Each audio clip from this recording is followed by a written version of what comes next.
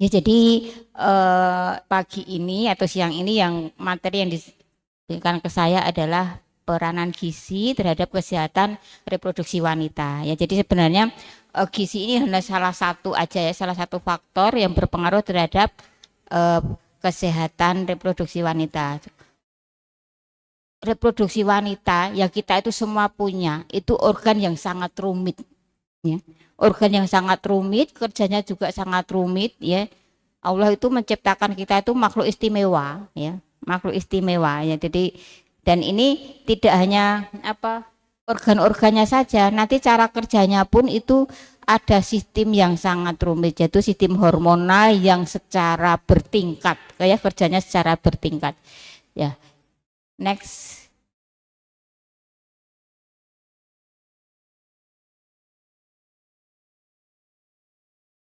Bisa lihat semua enggak itu yang di sana? Karena kedangan ininya ya.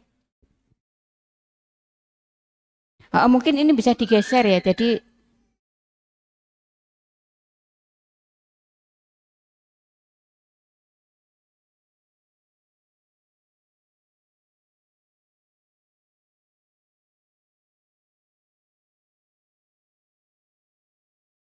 nah, jadi kalau adik-adik semua baca mungkin ya di internet, mungkin di majalah-majalah, kalau membahas tentang kesehatan reproduksi wanita itu biasanya fokusnya ketika udah dewasa ya, sudah dewasa, sudah menstruasi, pubertas, kemudian kehamilan dan sebagainya. Biasanya pokoknya blundernya itu aja. Padahal sebenarnya tidak seperti itu ya. Jadi kalau kita membicarakan tentang reproduksi wanita itu sebenarnya juga mulai sejak awal kehidupan kita ya. Mulai sejak kapan itu? Hah? Masa sejak lahir? Iya, sejak pembuahan ya, sejak pembuahan ya. Jadi karena apa? Karena kita itu Allah menakdirkan kita sejak jadi wanita itu ya ketika pembuahan itu, ketika Allah menakdirkan ternyata sperma bapak yang bertemu ovum ibu itu sperma yang membawa kromosom X, akhirnya jadilah kita. Ya. Jadi kehidupan siklus wanita ya terjadi sejak pembuahan, dan sejak pembuahan itulah nanti kita akan menjalani perjalanan di dalam kandungan selama 9 bulan. Itu udah banyak sekali yang berpengaruh ya, sudah sangat sekali yang berpengaruh. Jadi ketika remaja ini kita hanya melanjutkan aja, sebenarnya itu atau nasib kita, bagian kita, jatah kita sebagai wanita itu udah sejak waktu kita di kandungan. Dulu waktu main pertama kali umur berapa rata-rata? SD, SMP? SMP. Kemudian, nah ternyata begini, kita itu mulai mens pertama kali sampai menopause itu hanya kita menghabiskan aja jatah sel telur yang ada di ovarium kita. Masing-masing orang beda-beda. Lah jatah sel telur yang tiap bulan berkembang, akhirnya ovulasi, berkembang ovulasi, itu sudah jatahnya berhenti sejak kita dalam kandungan. Jadi kalau nanti belajar tentang pembelahan sel telur kita itu semua sudah mulai ketika kita dalam kandungan. Nanti akan berhenti di satu tahap, yaitu nanti satu-satu keluarnya ketika siklus men bulanan itu. Itu jatah itu pun nanti tidak usah bertambah, malah kadang berkurang. Berkurang kenapa? Ternyata dalam kandungan terjadi infeksi mengenai indung telur. Sudah ada yang rusak, berkurang lagi jatahnya. Kena radiasi, rusak lagi. Banyak sekali penyakit-penyakit itu nanti rusak lagi. Makanya nanti ketika kita sudah mulai menstruasi, ya udahlah kita itu tinggal menghabiskan aja jatah kita yang ada di ovarium itu berapa sampai akhir kita menjelang menopause. Ketika sudah lahir, ketika udah remaja, sudah tidak bisa lagi nambah jatah sel telur. Ya, jadi misalnya saya tak makan yang bergizi biar saya jadi subur telurnya banyak, enggak bisa. Kalau yang itu udah enggak bisa ya. Karena sel telur itu sudah perkembangannya sudah berhenti ketika kita dalam kandungan. Jadi makanya ini penting sekali yang nanti mau program hamil, yang sedang hamil betul-betul penjagaan kesehatan ketika kehamilan ini ya. Ketika dalam kehamilan betul-betul dijaga ya gizinya, ya bagaimana selama kehamilan itu sehat, tidak terserang penyakit ya. Karena itu bisa berpengaruh terhadap anak kita nanti ya. Kalau udah gede mungkin gizi itu hanya berpengaruh pada kestabilan hormon bisa ya. Nanti kita juga akan tahu selama ini pernah dengar namanya kolesterol. Kolesterol itu baik atau buruk? Yang ngacung kolesterol itu baik ngacung. Yang kolesterol itu buruk ngacung. Lah, kok renek sing ngacung kabeh ndak punya pendirian. Ya. Jadi tidak ada makanan itu yang 100%. Nanti kolesterol itu kan hanya suatu kelompok makanan ya. Kolesterol itu ada bagian-bagian, ada yang baik juga ada yang buruk. Tapi kolesterol sendiri itu dalam perkembangan reproduksi wanita itu sangat bagus, sangat penting. Maka yang baru remaja, kemudian apalagi mengandung, menyusui, sangat penting sekali untuk intake protein lemak dari hewani. Ya, sumber kolesterol.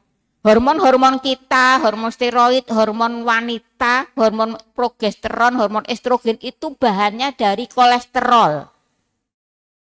Ya. Janin yang di dalam kandungan sampai lahir sampai remaja itu masih pembentukan selaput-selaput otak itu bahannya kolesterol. Ya. Jadi kalau yang masih remaja jangan terlalu diet ketat-ketat. Ya, pikirkan nanti calon anaknya juga, ya. Yang udah mulai harus ngurang-ngurang itu seperti saya, sama ibu-ibu senior ini ya. Kalau udah mulai lewat 35, itulah udah mulailah ya. Apalagi punya diabetes, udah hipertensi, itu udah mulailah mengapa. Tapi kalau udah masa-masa anak pertumbuhan remaja, apalagi hamil kemudian menyusui, itu penting sekali ya. Jangan FOMO dengan berita-berita di TikTok di Oppo ini enggak boleh, ini enggak boleh ya. Jadi kalau misalnya pokoknya kadang targetnya saya pokoknya pengen langsing, kemudian akhirnya dipeper kabeh jangan ya. Kalau untuk kesehatan reproduksi nanti malah terganggu ya. Jadi hormon-hormon wanita kita ya bikin kita itu menstruasi normal, yang kita bisa berbentuk wanita. Itu kan karena estrogen ya. Itu bahannya itu kolesterol. Jadi kolesterol itu baik atau buruk? Tergantung masanya ya. Tapi kalau ini tadi ya kita berbicara untuk persiapan reproduksi yang sehat ketika masa masih bertumbuh janin, bayi, pertumbuhan remaja, pubertas, usia reproduksi sampai menyusui itu kolesterol bagus, sangat dibutuhkan ya. Untuk apa tadi? Untuk memproduksi hormon, untuk membuat selaput-selaput sel terutama sel otak. Ya, sel otak itu makanya benar otak itu kalau otak hewan-hewan itu kolesterolnya tinggi karena memang komposisi sel saraf itu dari kolesterol. Termasuk otak manusia. Ya. Selaput-selaput selnya bahannya kolesterol. Kalau ibu-ibunya sejak awal itu dia sekali udah pokoknya ora gelem sing hewan-hewan, itu ya enggak bagus untuk anak-anaknya nanti ya. Untuk kecerdasan anaknya, untuk hormonnya anak-anaknya gitu. Kemudian next.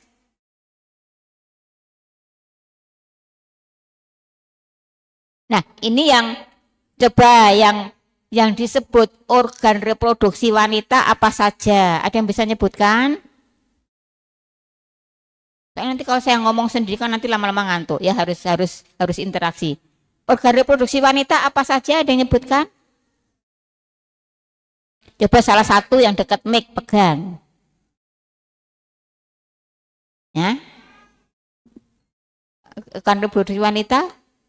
Ya, dilihat aja dari gambarnya itu ya. Memang biasanya ada bagian luar sama dalam. Luar itu yang vulva ya, vulva itu yang yang kelihatan dari luar itu vulva, itu organ reproduksi luar. Kemudian dalam itu mulai dari vagina, leher rahim, rahim, kemudian tuba, terus indung telur atau ovarium. Kemudian jangan lupa kita itu ada tambahan organ reproduksi tambahan, itu yang sangat penting sekali. Itu juga pengaruh dari hormon juga, payudara. Payudara itu organ reproduksi tambahan juga. Kalau tidak ada itu nanti menyusui dari mana ya? Semua itu organ secara biologis, secara bentuk itu tumbuhnya karena dirangsang oleh hormon estrogen. Ya. Semua organ tadi baik luar, dalam sama payudara yang membuat tumbuh itu hormon estrogen. Jadi kalau kita itu kekurangan hormon estrogen ya tidak berkembang itu tadi. Orang-orang yang karena kelainan tertentu mungkin sejak kecil kok mungkin ovariumnya ada gangguan sehingga tidak menghasilkan hormon estrogen ya tidak berkembang. Organ reproduksinya tidak berkembang, kemudian payudaranya juga membesar ya. Yang membuat tumbuh itu estrogen. Kemudian nanti progesteron itu berperan di siklus-siklus tertentu ya, tapi utamanya adalah hormon estrogen. Next.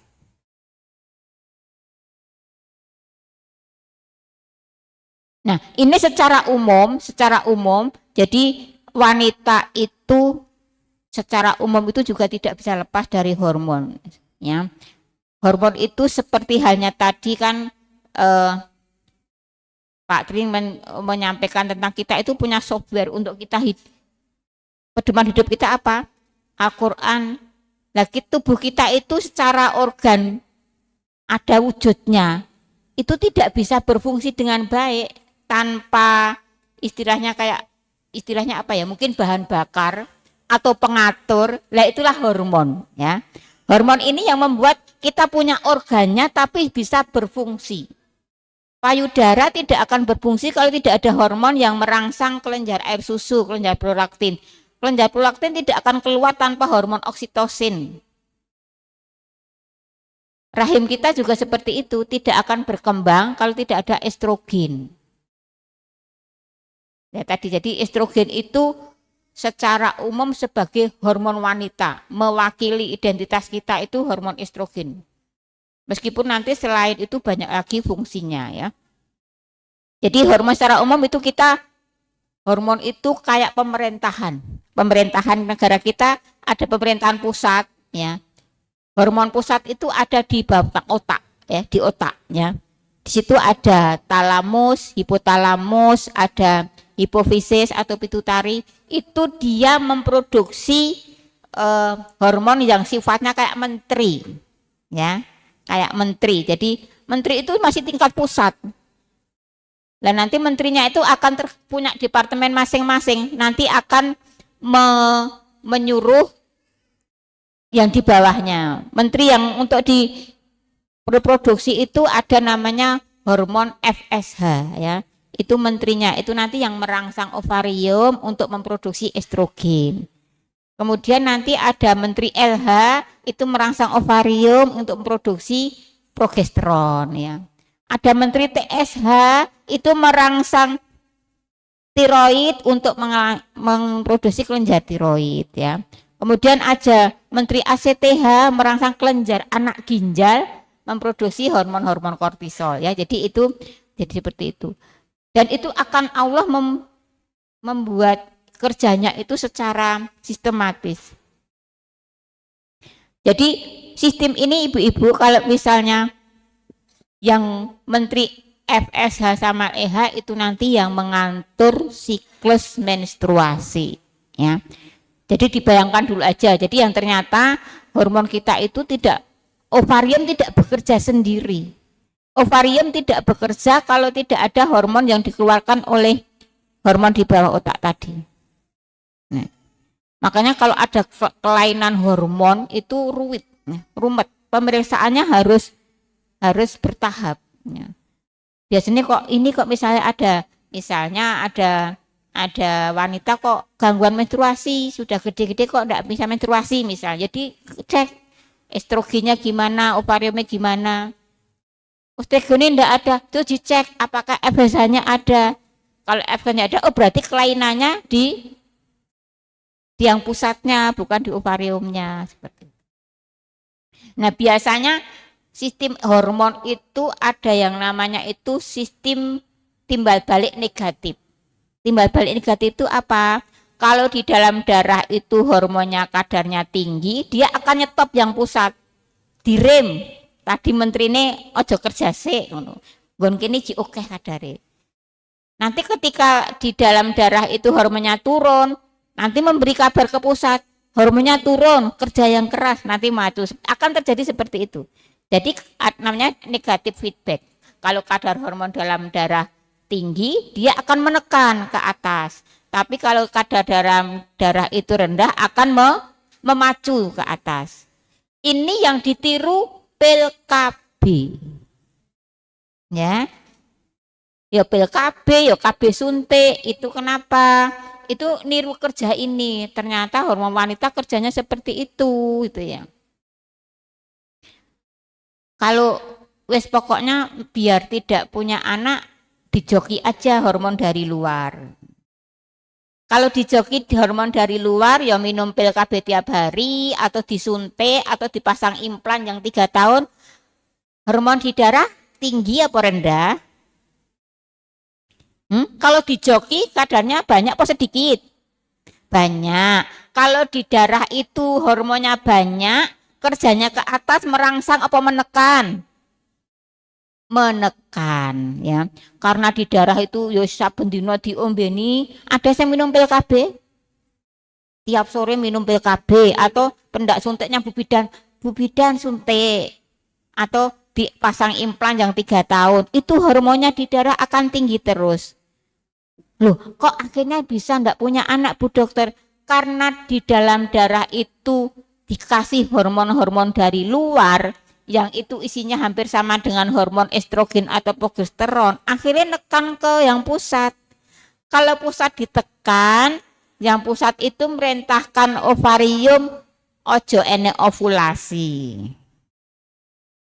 Ya, gitu. Karena yang Menteri FSH tadi, dia tugasnya merangsang ovarium untuk ovulasi. Ya, untuk ovulasi. Nah, dalam proses ovulasi inilah perkembangan sel telur itu akan diproduksi estrogen. Nah, akhirnya karena ini dijoki dari luar, ya udah hormon yang dari hormon kita sendiri tertekan, ya, tertekan. Akhirnya meskipun ada men itu bukan karena ada telur, mennya digawe, ya, mennya digawe. Nanti habis ini kita tahu mengapa mens bisa terjadi. Ya, berikutnya.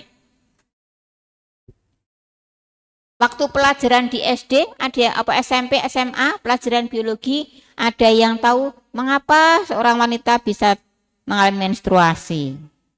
Apa yang terjadi? Salah satu, yuk. Karena ini harus paham, karena dulu waktu saya waktu SMA ya, guru saya memberi saya ilmu ternyata salah, tidak seperti saya pelajari kita jadi dokter. Dulu waktu SMP atau SMA ya, sel telur itu nanti kalau dibuahi jadi bayi. Kalau sel telur tidak dibuahi akan keluar dari menstruasi. Ada yang belajar gitu enggak? Ada seperti itu. Nah, ternyata tidak benar, ya. Yang keluar menstruasi itu bukan sel telur yang tidak dibuahi. Emang sel telurnya ibu-ibu sebesar telur ayam. Ya. Ovum kita itu, sel telur yang diproduksi oleh ovarium itu ukurannya cuma semikronnya, kecil sekali. 0, sekian mili, kecil ya, kecil. Masa barang sekecil itu mungkin ya masih enggak dibuahi terus jadi darah sekian begitu. Ada yang 7 hari enggak rampung-rampung juga ya. Masa itu pecahan jadi telur segini ya. Nanti kita akan tahu bahwa kita tadi termasuk ya makhluk istimewa, kita itu wanita ya. Organ reproduksi kita pun cara kerjanya juga sangat istimewa. Jadi kita nanti akan tahu. Monggo next berikutnya. Semua harus tahu siklus menstruasi. Itu terjadi di kita sendiri kok. Kita enggak kenal apa yang terjadi di perut kita. Oh, ini fungsi estrogen dulu ya. Kok beda sini sama sana? Mana dulu? Oh, gitu dulu. Oh ya. Jadi memang ini kita tahu dulu. Hormon kita yang utama di dalam tubuh kita itu estrogen, ya. Hormon kewanitaan kita itu. Ternyata estrogen itu tidak hanya fungsinya tadi perkembangan rahim, vagina, payudara atau ngatur men. Fungsinya banyak sekali, ya. Estrogen itu fungsinya selain perkembangan organ reproduksi baik itu yang primer maupun sekunder, yang memberi tanda kalau kita itu wanita, itu hormon estrogen. Ya, termasuk kulit kita bisa halus, ya. Kemudian suara kita lebih nyaring dari pria, itu juga pengaruh hormon. Apa distribusi lemak itu juga dari hormon estrogen, ya. Sehingga kan katanya kalau wanita itu bodinya seperti gitar. Wah. Ya, jadi tumpuan-tumpuan lemak itu ada di organ tertentu, ada di paha, di pinggul, itu membentuk, itu karena juga pengaruh estrogen. Estrogen juga menguatkan tulang kita, ya. Jadi ini makanya nanti estrogen itu kalau sudah menopause, kadar estrogen turun, itu tulang kita sudah tidak begitu kuat lagi. Estrogen juga menguatkan rambut kita, menghaluskan kulit kita, melindungi jantung kita. Insya Allah ya, kalau kita itu tidak punya faktor misalnya kelainan bawaan atau penyakit-penyakit tambahan, selama kita masih aktif menstruasi, insya Allah jantung kita aman. Ya, biasanya penyakit jantung wanita itu intip-intip yang wis menopause. Makanya ibu-ibu kalau sudah menopause ya udah tanda pentungnya harus banyak. Termasuk tadi yang di dahar tadi ya. Jadi estrogen itu banyak bentuknya. Nah, ternyata estrogen itu yang memproduksi tidak hanya indung telur. Memang ketika secara umum ya, yang memproduksi itu ada yang apa di indung telur. Itu ketika masa reproduksi secara umum. Yang mengatur siklus menstruasi tiap bulanan itu estrogen yang diproduksi indung telur. Tapi ada estrogen lain, misalnya ketika kehamilan, itu kan juga terjadi untuk membentuk organ reproduksi janin, itu juga perlu estrogen, payudara juga perlu estrogen, itu estrogen yang diproduksi oleh plasenta. Ya, plasenta juga memproduksi estrogen. Kemudian ketika seorang wanita itu sudah mulai menopause, itu ovariumnya sudah pensiun, sudah tidak hamil lagi, sudah tidak ada plasenta. Itu meskipun dalam sedikit, alhamdulillah Allah masih punya organ untuk produksi estrogen. Meskipun hanya sedikit, itu di kelenjar anak ginjal. Cuma memang efek estrogennya tidak terlalu kuat. Ada lagi estrogen yang diproduksi oleh jaringan-jaringan lemak. Hanya produksi kelenjar lemak yang produksi estrogen itu paling banyak yang di perut. Belly fat. Itu estrogennya bukan estrogen baik. Makanya mulai hati-hati kalau bisa, kalau punya tabungan, jangan tabungan yang di perut, ya, karena lemak-lemak yang ada di perut setelah menopause itu estrogen yang di perut itu dia yang sering merangsang terjadinya kanker payudara atau yang merangsang serangan jantung atau stroke. Jadi estrogen jahat, ya, lemak jahat, lemak yang ada di perut itu ya. Lemak estrogen yang munculnya setelah menopause. Nah, ini perjalanan kita ya, ketika mulai pubertas sampai menopause itu yang merah itu kadar estrogen yang ada dalam seorang wanita ya. Puncaknya memang pada 30-an ya, itu puncak dari kadar estrogen. Next berikutnya. Oh ya, iya ini yang harus betul-betul mudeng. Jadi nanti kalau misalnya apa, ibu-ibu harus cerdas ya, ibu-ibu harus cerdas. Anak-anak itu kan kalau sebelum kan kadang tanya ibu, misalnya kemudian anak pertama kali men terus nanya, kok aku bisa men toh bu, kenapa? Jelaskan ini sing bener. Tapi anak sekarang kadang enggak, kok ibu wes golek internet dulu ya, seperti itu ya. Jadi tadi saya sampaikan tubuh kita itu, hormon kita, hormon wanita itu bekerja secara bertingkat ya.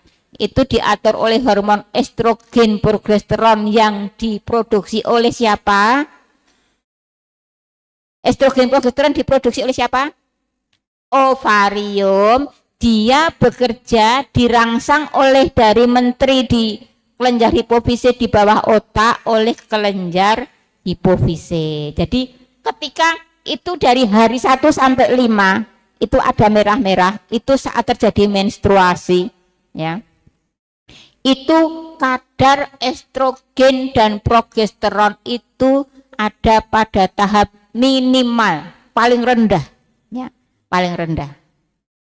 Kemudian setelah selesai menstruasi itu, begitu selesai menstruasi di dalam ovarium mendapat perintah dari FSH tadi, terjadi perkembangan sel telur.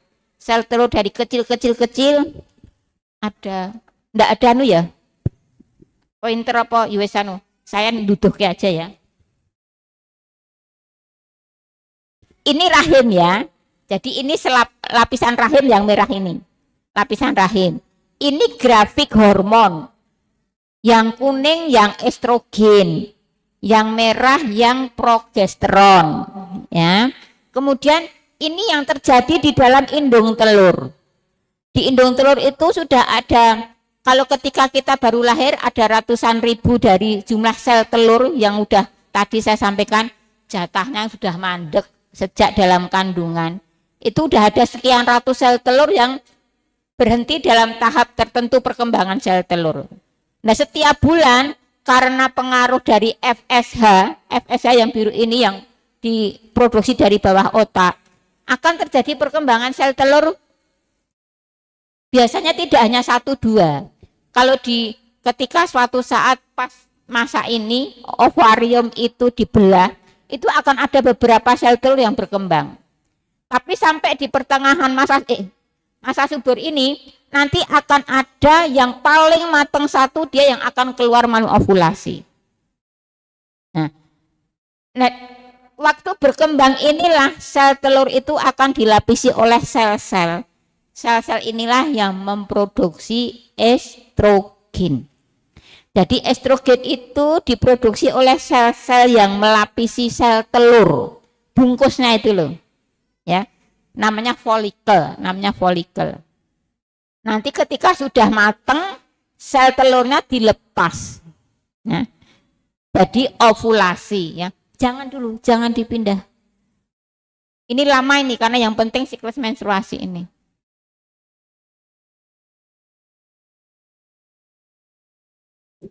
Tapi saya sih enggak nyampe situ. Ya nanti saya ya.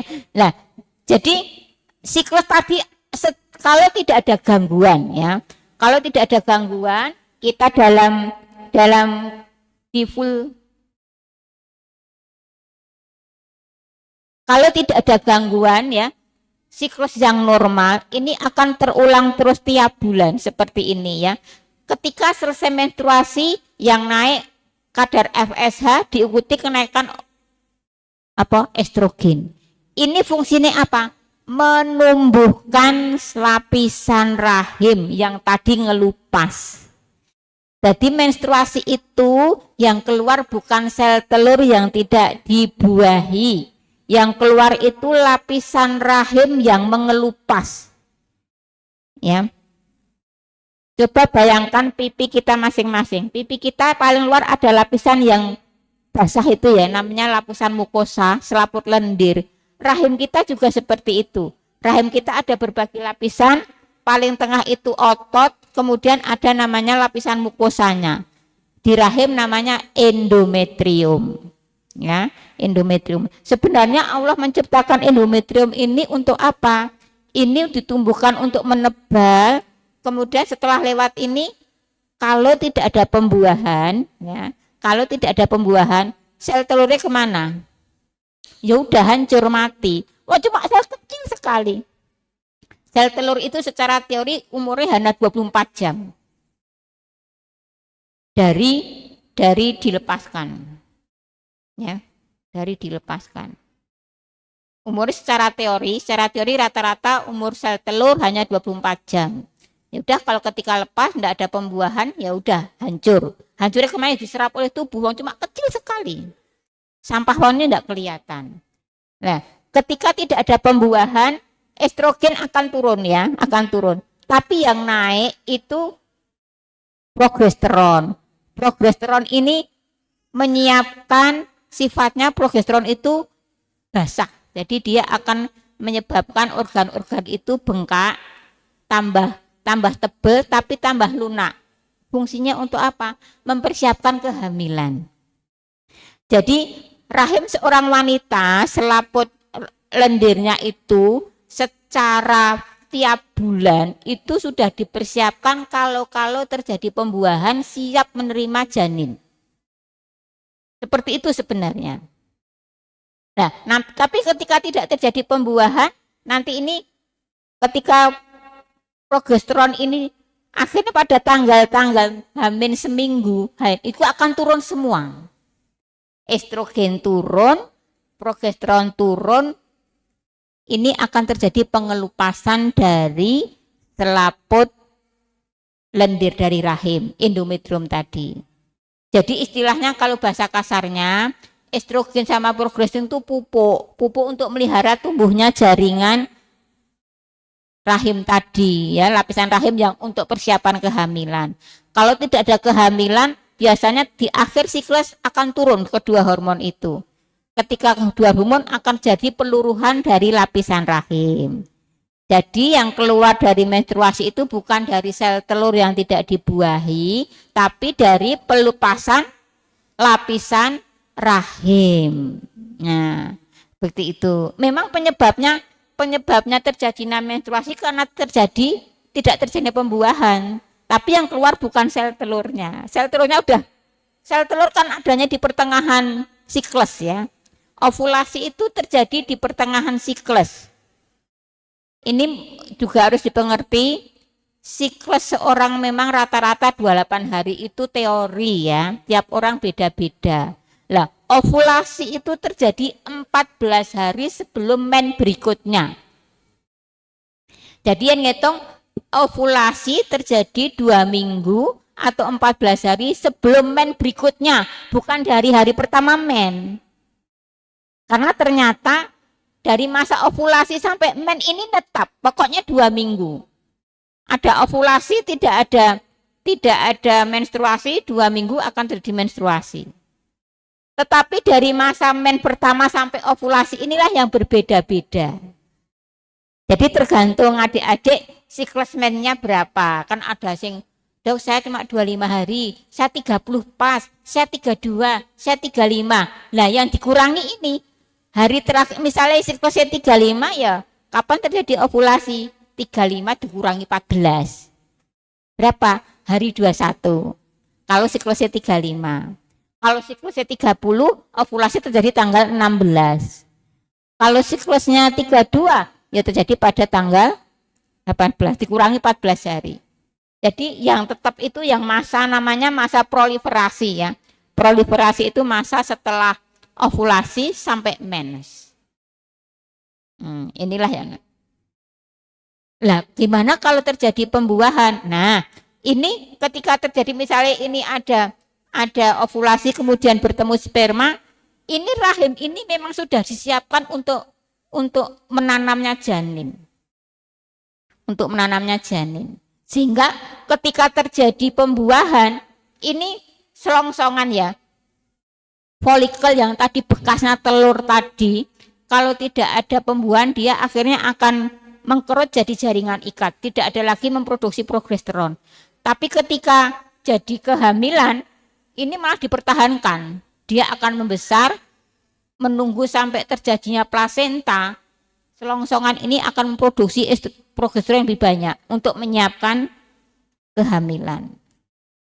Seperti itu rumitnya yang terjadi dalam tubuh kita tanpa kita sadari, ya, tanpa kita sadari. Kita kadang makanya kita mohon nanti tubuh kita itu punya hak, ya. agar semua tadi berjalan dengan baik. Nanti kalau akhirnya kita diberi amanah Allah mengandung itu ya janinnya sehat, anaknya sehat, dan nanti yang itu yang amanat bagi kita ya. Bagaimana kita itu menjaga, termasuk nanti kan kita hari ini mau membahas tentang gizinya. Tapi memang meskipun banyak gizi ini saya harus sampaikan dulu biar detail dulu ya. Biar tahu kenapa kok saya harus menjaga gizi saya. Itu kan tubuhku sendiri gitu ya kadang anak sekarang ya. Ini kan tubuhku sendiri ya, tapi kita itu diberi amanat, kita diberi tubuh istimewa yang sedemikian rumitnya ya.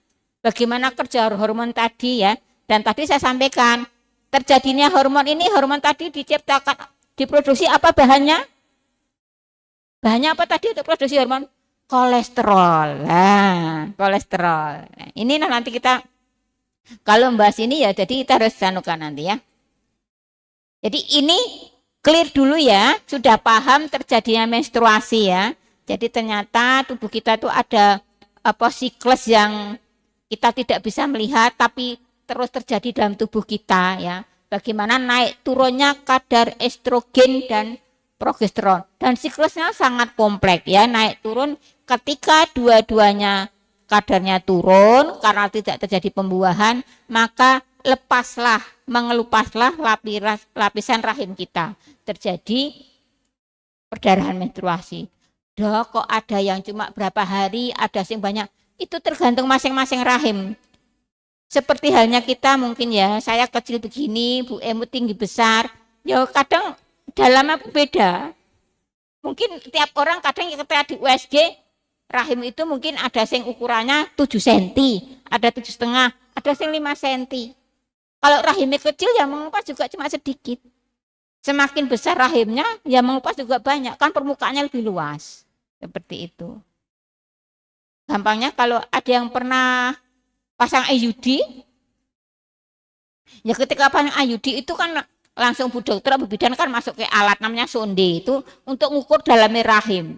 Itu diukur dari porsio leher rahim sampai notok ke ujungnya ruang rahim. Itu bisa dibayangkan kalau ada yang biasanya yang rahimnya besar itu 7,5 ya. 7,5 dari rahimnya berarti kan besarnya lebih lagi, uang itu cuma ukuran ruangnya dalam ya. Gitu. Ada yang cuma 5 cm. Biasanya kalau 5 cm tidak bisa dipasang IUD. Nanti biasanya lepas lagi, terlalu kecil rahimnya seperti itu ya. Biasanya kalau dipasang IUD itu minimal 5,5 ya. Kalau kurang dari 5,5 biasanya nanti bahaya, paling harus dipasang ya kedorong lagi karena rahimnya terlalu kecil seperti itu. Jadi tergantung itu. Atau ada penyakit lain, misalnya ada miom itu tumor di rahim ya, di otot. Dengan miom itu rahim semakin besar lagi, sehingga akan semakin luas lagi permukaan yang harus lepas. Nah, semakin banyak yang lepas, semakin banyak perdarahan, kadang mennya lebih lama dan lebih deres. Next.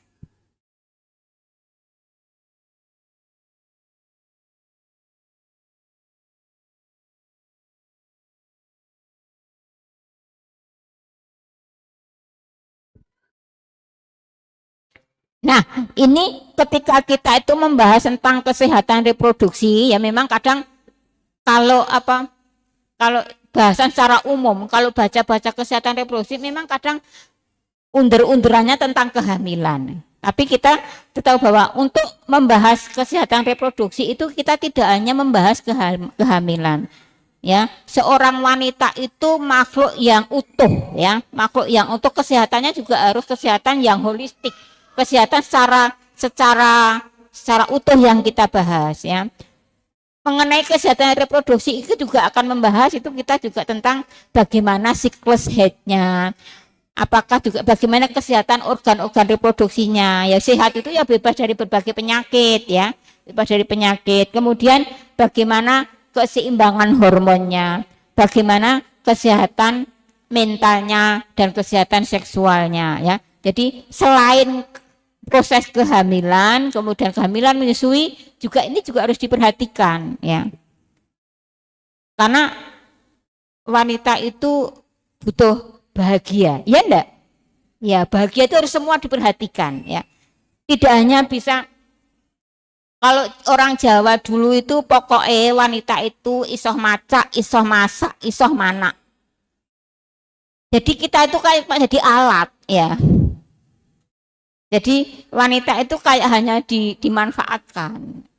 Sebenarnya tidak seperti itu. Kalau sebagai seorang wanita secara utuh ya harusnya semua di semua aspek kehidupan reproduksi wanita itu harus diperhatikan. Dan itu hak wanita ya. Ya kita kalau tidak ada yang memberi kita menjaga diri kita sendiri ya, kita menjaga diri sendiri. Karena kadang tidak setiap makhluk Allah yang lain memahami kita ya. Jadi kita wanita harus memahami diri kita sendiri ya.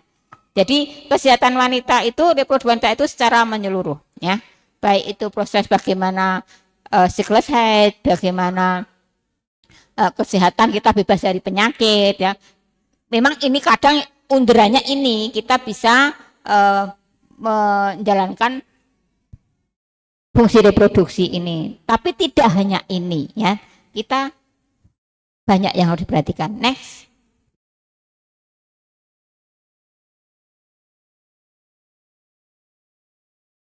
Nah, sambil menunggu. Termasuk tadi ya. Jadi bahkan siklus haid tadi kita itu juga harus dipahami kita itu ya. Jadi ternyata kita itu punya siklus bulanan ya. Kita beda dengan, maaf ya Bapak ya, ada dua bapak kecil, bapak besar ya. Jadi perbedaan laki-laki dan wanita, kita itu hormonnya siklusnya bulanan. Kalau bapak-bapak siklus testosteron hanya harian ya. Jadi siklus naik turunnya hormon laki-laki, testosteronnya hanya harian ya. Jadi kalau kita bulanan, nah bulanan itulah nanti yang kita betul-betul harus kita juga memahami diri kita sendiri. Ketika estrogen baru tinggi itu biasanya masa-masa bahagia kita ya, mood kita bagus. Estrogen itu termasuk hormon yang membuat kita moodnya mood bagus. Sebaiknya ketika kita itu udah menjelang menstruasi, itu yang tinggi itu hormon progesteron. Itu wanita yang harus betul-betul butuh me time ya. Itulah ketika wanita itu wis gampang kemrungsung, gampang marah, gampang capek, sing semua keluhan datang ya. Jadi itu lagi ya. Jadi setiap bulan itu ada watak seperti itu.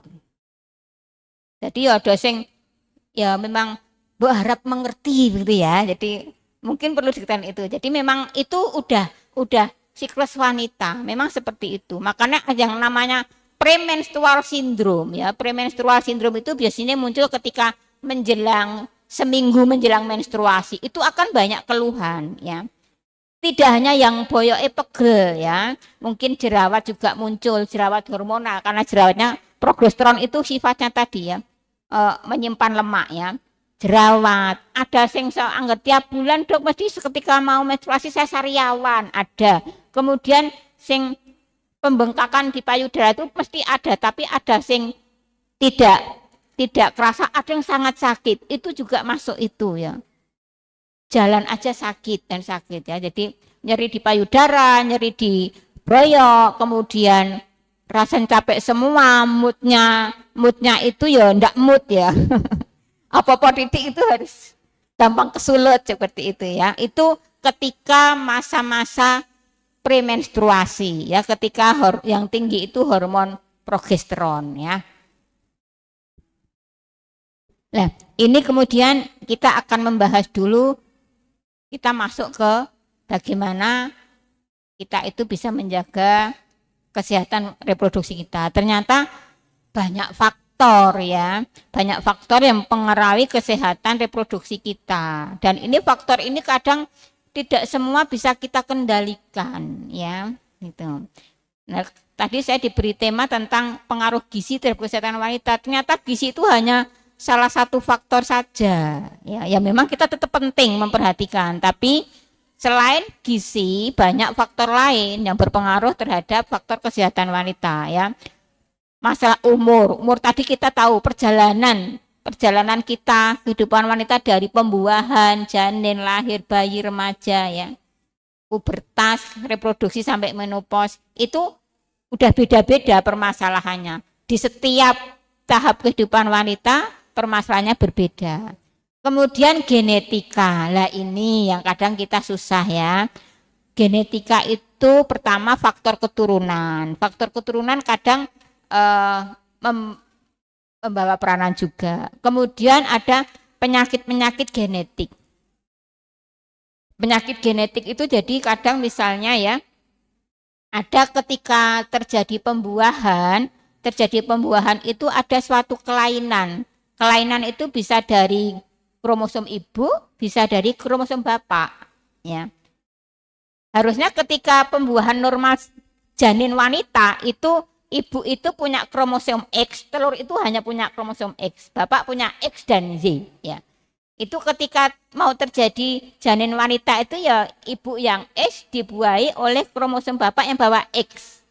Sehingga terjadi XX, ya kita sebagai wanita yang normal. Tapi kadang ada yang ketika dalam proses pembelahan itu ada terjadi kelainan ya.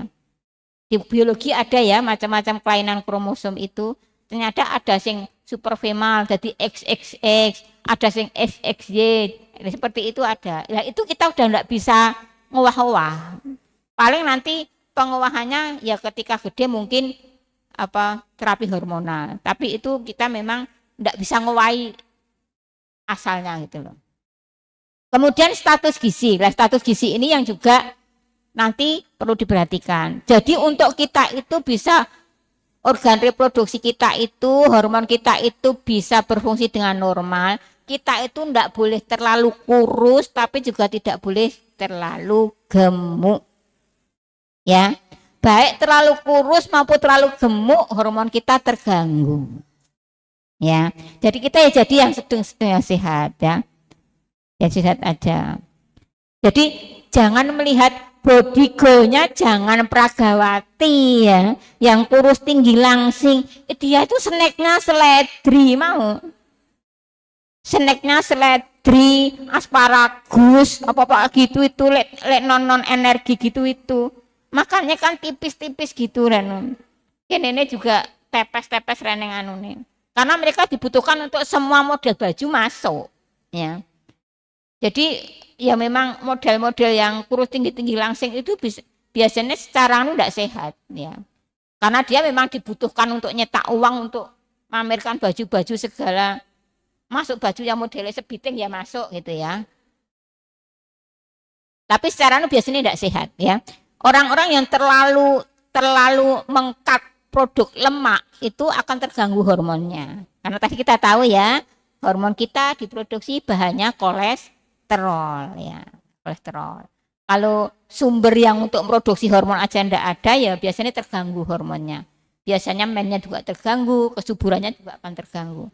Demikian juga kalau terlalu gemuk juga mengganggu hormon ya, mengganggu kadar hormon juga. Kemudian pengaruh gaya hidup. Nah ini yang harus yang bisa kita rubah ya, namanya gaya hidup ya. Gaya hidup yang tidak sehat. Olahraga itu bagus untuk kita kesehatan, tapi juga tidak boleh terlalu over.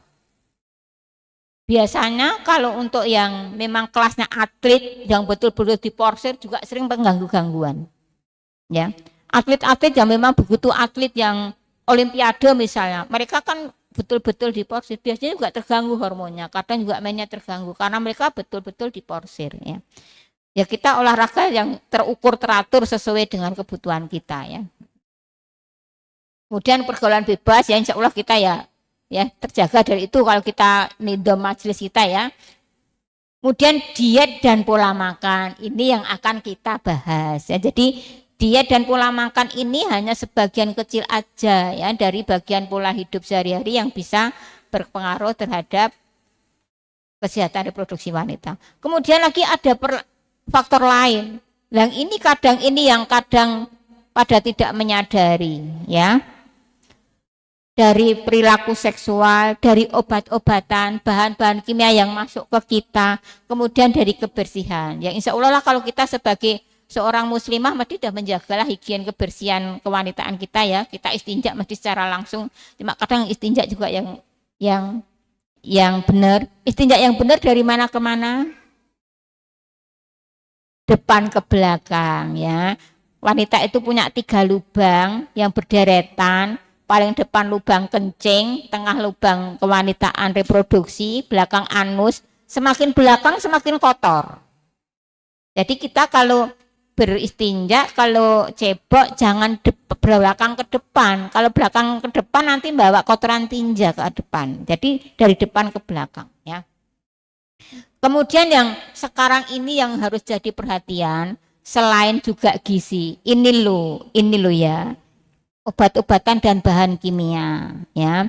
Sekarang itu obat-obatan dan bahan kimia itu masuk ke tubuh kita itu lewat semua jalur. Ya, lewat semua jalur. Terutama yang sekarang ya makanan, minuman, obat-obatan, lewat kulit produk-produk kosmetik yang tidak bertanggung jawab, produk-produk perawatan yang tidak bertanggung jawab ya. Mulai sekarang coba ya banyak nanti bahasan gizi lebih lagi tentang itu. Untuk ini yang produk yang kita pakai, yang kontak dengan wajah kita, yang kulit kita, yang mau kita sedapat mungkin yang minimal zat kimia. Zat kimia, kulit kita itu ada pori-porinya ya. Kulit kita ada pori-porinya. Meskipun itu, Dok, ini cuma pewangi di baju loh, Dok. Jangan salah. Ada kok yang itu kasus itu dia kena kanker leukemia itu ternyata sumbernya dari pewangi laundry ya. Jadi kalau habis melondrikan baju itu jangan langsung dipakai ya, diangin-anginkan dulu malah biar kadang hilang dulu. Kalau malah Dok, jangan dikeluarin dari plastik dulu biar masih wangi banget baru dipakai, langsung dipakai. Enggak ya, itu karena itu zat kimia juga ya. Jadi sekarang kita harus mulai pinter. Produk-produk yang kita pakai, baik yang skincare, baik apa sedapat mungkin yang alami ya. Kita mulai itu. Sekarang kan banyak sekali autoimun ya. Itu ya muncul kenapa apa yang masuk ke tubuh kita, apa yang kita makan, apa yang kita pakai itu akan mengganggu ya, akan mempengaruhi kesehatan kita ya. Banyak sekali ya, silahkan yang biasanya rajin bermedsos, cari banyak sekali kok produk-produk skincare yang alami, bahkan kita bisa bikin sendiri. Semua produk yang ada di dapur kita itu bisa untuk merawat tubuh kita ya, baik itu kesehatan maupun untuk skincare ya. Coba ke dapur, banyak sekali yang untuk skincare itu ya, bumbu-bumbu bisa untuk skincare, baik itu putih telur, itu tepung beras, itu cengkeh, itu apalagi dan bumbu-bumbu itu bubuk kunyit itu bisa untuk skincare semua ya, semua bisa ya. Jadi kita itu jangan apa-apa pengen yang instan tapi enggak cepat glowing instan Dok kan ya. Jadi mulai seperti itu ya. Jadi itu banyak sekali dan banyak bukunya. Itu banyak kok di Instagram itu ya, bagaimana membuat kalau bisa lebih bagus ya. Alhamdulillah kan sudah ada itu sabun kita, itu sabun yang diproduksi itu kan juga sabunnya ada ekoenzim ya, jadi sabun yang insya Allah ramah untuk kita, yang membantu menjaga kita itu namanya skin barrier kita ya, seperti itu ya. Next.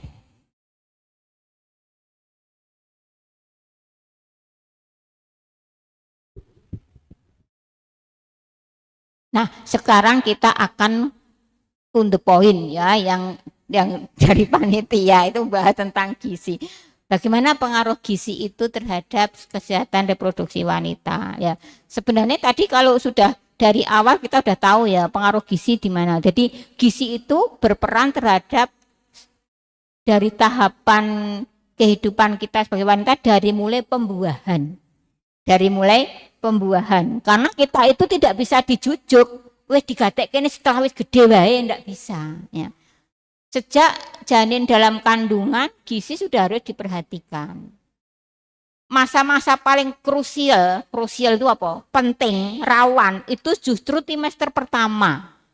Ya, trimester pertama. Kenapa? Trimester pertama itu masa pembentukan organ. Ketika trimester pertama itu ada gangguan, itu akan ada kemungkinan yang namanya kemungkinan kecacatan itu besar. Misalnya ibu hamil mendapatkan infeksi ya, kena infeksi. Mungkin yang paling cepat, yang paling sering itu rubella ya. Rubella apa yang sering itu toksoplasma misalnya. Rubella toksoplasma ketika terjadi di trimester pertama biasanya kalau berat ya biasanya keguguran ya, keguguran. Tapi kalau kena bisa selamat lolos biasanya paling akan mencoba kecacatan ya. Jadi infeksi-infeksi atau kelainan-kelainan atau mungkin karena ada kekurangan gizi tertentu, trimester pertama ini sangat penting, bisa menyebabkan suatu kecacatan atau kelainan dari janin ya. Karena zat-zat yang dibutuhkan untuk tumbuh berkurang. Sedangkan trimester kedua, ketiga itu hanya membesarkan saja. Besarkan sama menyempurnakan, tapi pembentukan awal-awal itu terjadi di trimester pertama. Makanya pokoknya ketika ya meskipun apa loyo, mual muntah, zat-zat esensial diusahakan bisa masuk. Memang tidak usah terlalu banyak energi karena belum untuk gede, tapi itu masa-masa pembentukan organ. Jadi gizi-gizi penting tetap harus masuk harusnya ya. Berikutnya, jadi sebenarnya intinya ini nanti akan meskipun saya sampaikan gizi sampai waktu melahirkan hamil bagaimana, menyusui bagaimana, remaja semua, intinya sama ibu-ibu, intinya sama.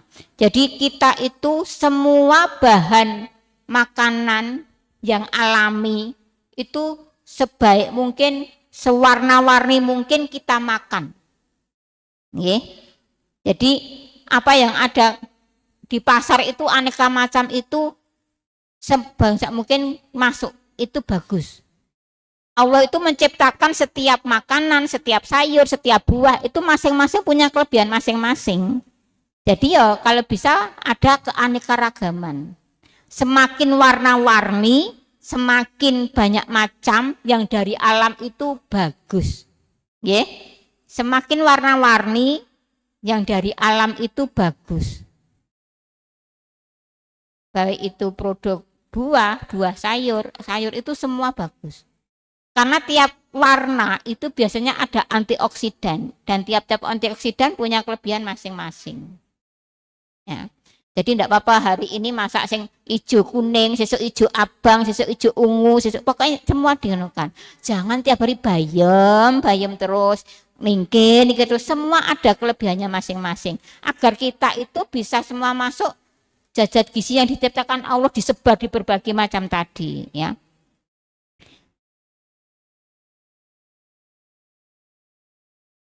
Ya, jadi kalau target kita itu pengen reproduksi sehat, yaitu apa? Ya bagaimana ketika itu sehat itu siklus menstruasi kita bisa normal. Kita terbebas dari penyakit-penyakit yang menyerang organ reproduksi ya, baik itu infeksi, peradangan, tumor, kanker ya. Kok sampai kanker memang karena tadi kan saya sebutkan bahwa salah satu penyebab kanker itu kan radikal-radikal bebas. Zat kimia yang kadang masuk ke tubuh kita ya ada yang lewat pengawet makanan, inseksi tadi obat-obatan ketika bertani dan sebagainya, makanan-makanan tambahan ya, itu bisa. Kemudian bisa menjalankan fungsi reproduksi baik itu dari kehamilan yang sehat, menyusui sampai paripurna ya. Sampai paripurna apa? Jadi ketika ibu-ibu menyusui ya betul-betul dijaga gizinya. Amanat dari Allah itu kita Al-Baqarah 222 ya, menyusui itu sampai 2 tahun itu kalau menyempurnakan penyusuan. Sekarang ada bayi kecil dibawa ke klinik ini mencret ini masih ASI ya, iya dok tapi sama sufor. Bayi anak-anak sekarang remaja mereka itu ibu-ibu muda sekarang kalau ngasih sufor itu kayak bangga gitu loh, sufornya mereknya ini gitu loh. Padahal itu udah mengurangi haknya adik ya. Jadi sedapat mungkin ketika udah menikah itu udah punya planning. Aku nanti kalau hamil pokoknya mau tak rencanakan betul-betul hamilnya itu hamil sehat, menyusui saya bertekad berazam menyusui 2 tahun. Bisa memberi ASI eksklusif 6 bulan dilanjut sampai ASI 2 tahun. Itu hak anak. Itu ada amanat di Al-Qur'an, menyusui sempurna itu 2 tahun ya. Jadi dimasukkan dalam planning kita di sini. Jadi jangan mendadak lagi wis ngelairke bingung engko kok susune apa. Itu harus dari remaja. Yang sekarang belum menikah itu udah harus jadikan planning ya, jadikan planning. Next.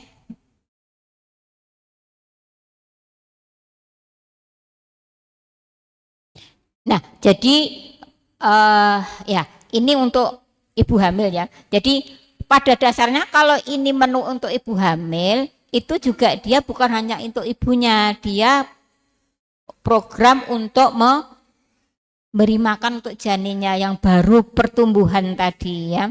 Trimester pertama itu pembentukan organ-organ yang merupakan fase sangat penting ya. Didapat mungkin trimester pertama ya, trimester pertama kedua itu makan betul-betul yang bergizi, hindari makanan-makanan yang terlalu banyak obat-obatan, pengawet, bumbu-bumbu kimia, hindarkan dari makanan-makanan yang kemungkinan membawa infeksi. Misalnya apa? Mau nyidam kok ya, kula nyidame sate kelinci, ojo sik.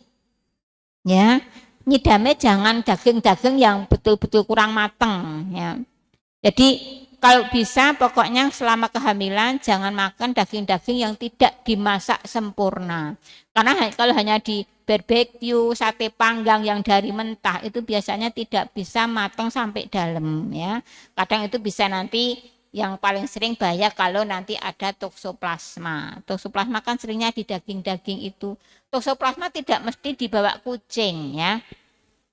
Toksoplasma dibawa kucing itu dari kotorannya. Tapi kotoran kucing itu kadang selain menginfeksi manusia, menginfeksi hewan-hewan yang lain juga. Hewan-hewan yang lain yang kena toksoplasma disimpan di dalam ototnya, dalam dagingnya. Mungkin ayam, mungkin kambing, mungkin kelinci. Lah hewan-hewan ini ada kemungkinan juga mereka tidak rutin cek ke dokter juga ya, kena toksoplasma enggak tahu. Nah, ketika disembelih di sate bisa terjadi itu. Lah ini akan tidak menyebabkan sakit kalau betul-betul dimasak sempurna ya. Ya direbus sempurna sampai melewati titik didih. Kalau dibakar itu kadang yang matang luarnya aja. Apalagi kalau sing ngisi tebel-tebel. Ya.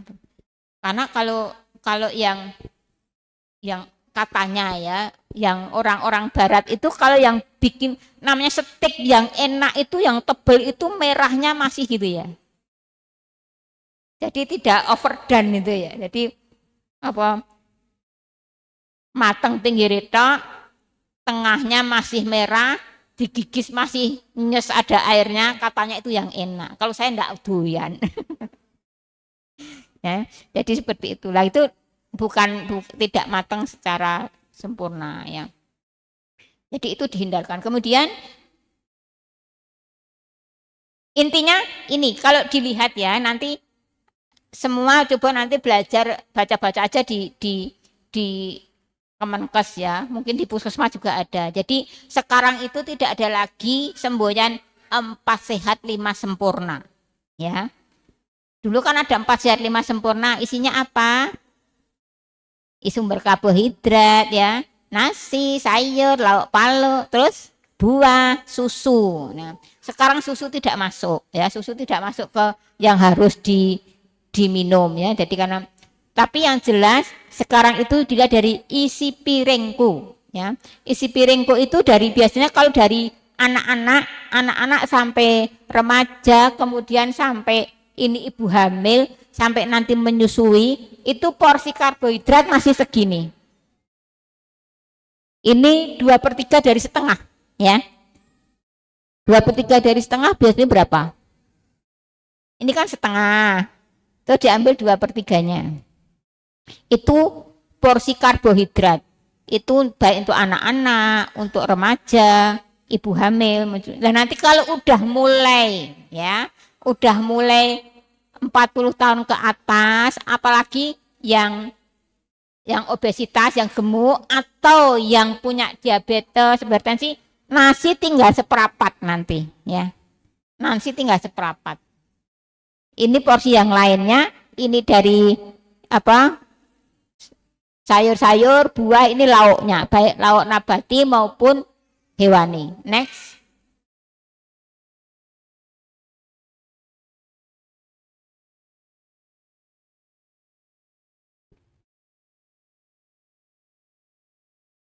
Nah, ini juga untuk ibu hamil sama ya.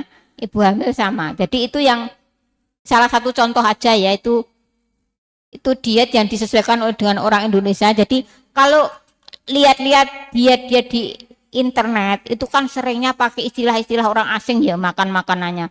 Pokoknya disesuaikan yang apa ada di pasar dewe ya. Kalau itu sayuran hijau ya sayuran hijau apa gitu, seperti itu. Tidak harus sama seperti itu ya. Yang penting isinya sama, keanekaragaman. Semua sumber makanan gizi harus ada, harus warna-warni ya, harus warna-warni. Ya. Yang harus dikurangi apa? Manis-manis, gorengan. Nah, mulai sekarang yuk kita untuk diri kita sendiri ya. Jadi musuh kita dalam bentuk makanan yang paling banyak itu dua, gula sama gorengan. Ya, gula sama gorengan. Nah, mbak-mbak yang masih remaja yang sekarang itu pokoknya suka kalau ada makanan viral di mana diburu. Makanan viral itu pada dasarnya bukan makanan rata-rata, ya. Makanan isinya seampluk-empluk itu apa namanya? Whipped cream, diisi roti-roti, dikasih apa namanya, dikasih es krim lagi, kasih apa lagi warna-warni, dikasih terus yang gembos-gembos itu apa, marshmallow, kasih apa lagi, itu bukan makanan ya, itu bukan makanan. Makanan itu ya yang bikin kita makan itu berfungsi untuk tubuh kita. Itu hanya mengejar ya FOMO tadi, pokoknya lagi viral apa aku tahu makan itu ya, seperti itu ya. Jadi kurangi sumber-sumber yang banyak gula sama gorengan. Gorengan itu karena apa enggak baik? Karena terjadi lemak trans. Jadi lemak yang biasa apalagi di Indonesia ya, paling banyak lemaknya lemak apa? Sawit. Lemak sawit itu termasuk lemak yang tidak baik. Dia tidak stabil kalau dipanaskan. Begitu dipanaskan untuk goreng akan menjadi lemak yang lemak jenuh. Dia akan menjadi lemak jahat kalau masuk ke tubuh kita. Kalau pengen goreng, ya jangan kerap-kerap. Minyak yang bagus untuk goreng itu dua macam. Minyak kelapa sama minyak zaitun. Ya.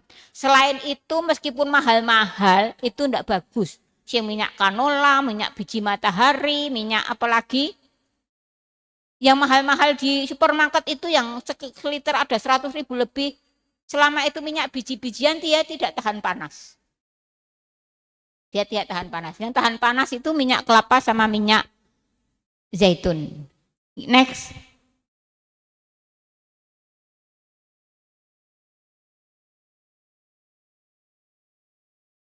Jadi kemarin kan ada yang ikut waktu Dr. Zaidul Akbar ngisi di majelis.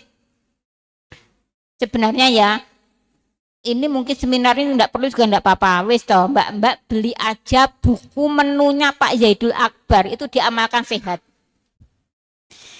Itu sudah ada semua menunya ya. Menunya contoh ada 114 menu ya.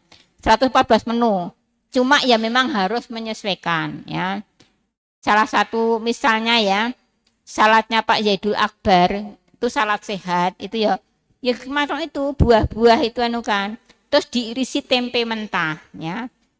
Ini yang harus dibiasakan. Tempe mentah itu sudah matang, sudah enak dimakan dan itu bergizi, ada probiotiknya, ada proteinnya. Ketika tempe itu dimasak, digoreng, apalagi dijadikan keripik sing renyah, memang enak dimakan, tapi udah hilang probiotiknya. Karena probiotik itu kuman, jamur, bakteri yang masih hidup, yang dibutuhkan oleh tubuh kita agar usus kita sehat, vagina kita sehat. Ya. Enggak apa-apa, langsung aja tempe itu diirisi, dimakan pakai sambal enak, dicampur dengan enak. Tempenya jangan dimasak. Dimasak apapun, tempe kalau udah dimasak, proteinnya masih, kalau protein masih, tapi probiotiknya udah hilang. Ya, karena probiotik itu mikroorganisme hidup. Begitu kena panas dia mati, ya, mati. Ini juga untuk menyusui sama, padahal semua zat gizi terpenuhi ya.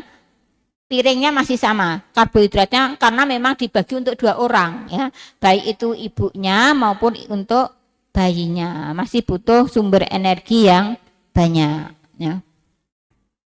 Berikutnya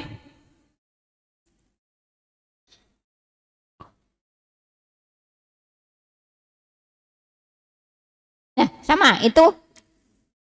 Oh, itu tinggal nanti bisa di-share ya, bisa di-share materinya, enggak usah nyatet.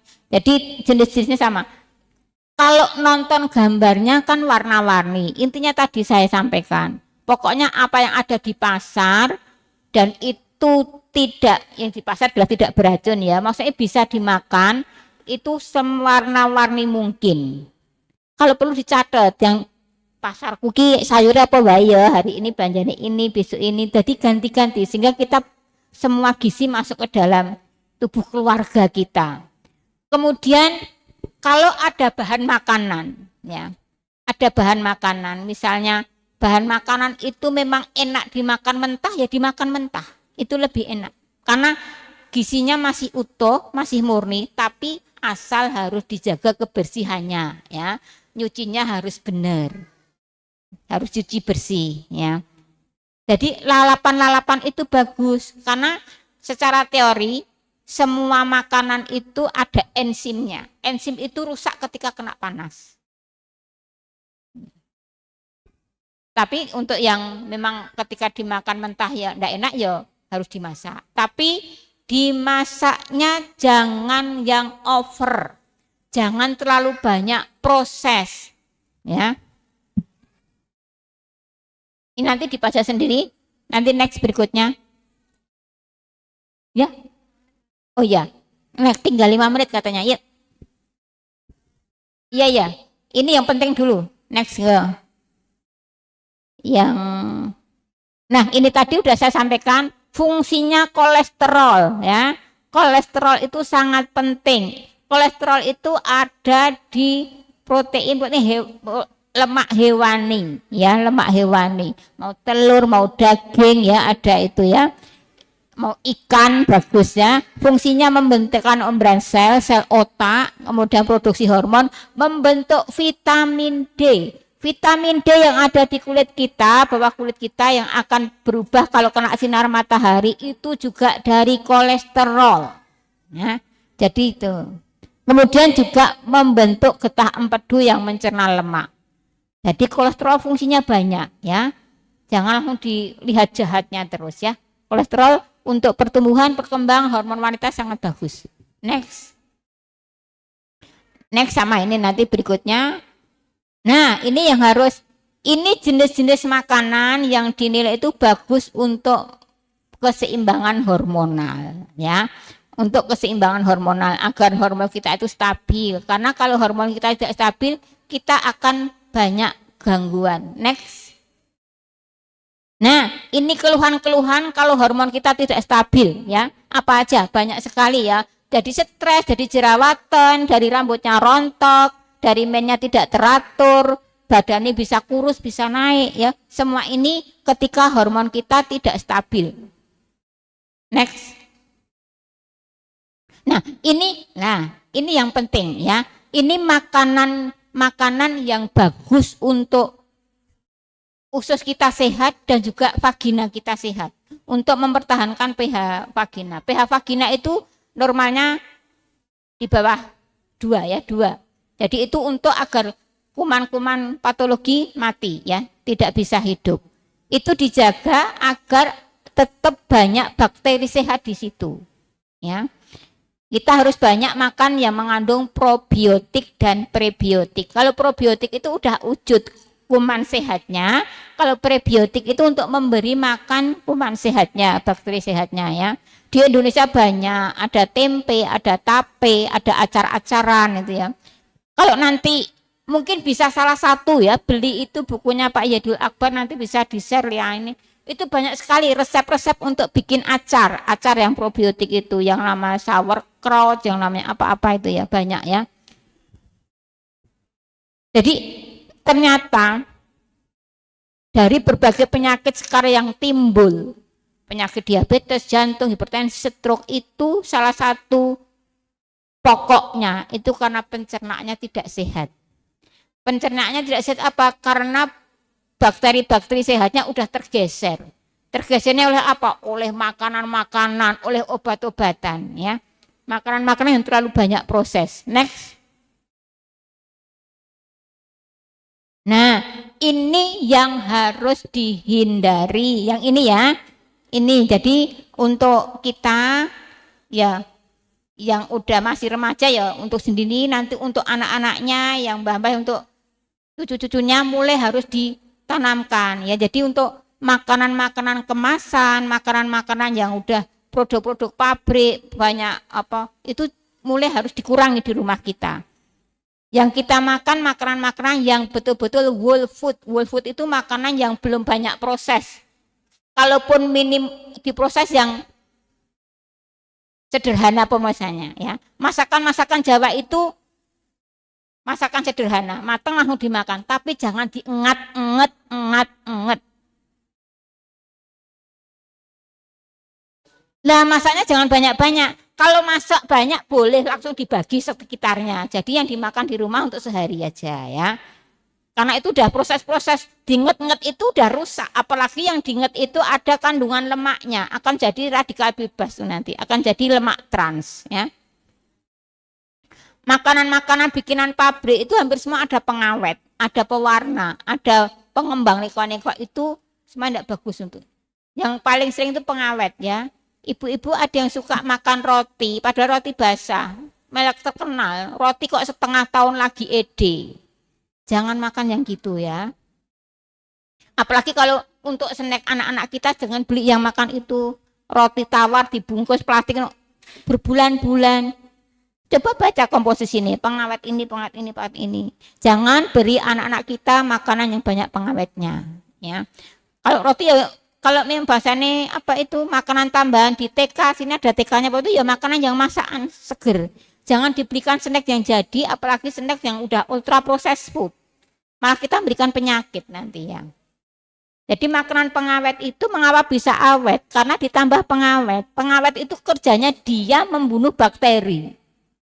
Sehingga meskipun ada roti berbulan-bulan tidak busuk karena ada obatnya yang untuk menghalangi tumbuhnya jamur. Kalau itu makan di kita, pengawetnya masih ada. Nah ini pengawetnya juga akan menekan bakteri baik yang di usus kita. Ya, next. Nah, ini yang kesimpulan terakhir. Karena tadi ternyata banyak sekali faktor-faktor yang mempengaruhi kesehatan reproduksi. Selain kita memperhatikan dari makanan kita, ya, karena itu ayat Allah juga ya. Kita diperintahkan untuk memperhatikan apa yang kita makan, ya. Surat Abasa ya sering diulang-ulang oleh Ustaz. Bagaimana kita perhatikanlah apa yang kamu makan, ya.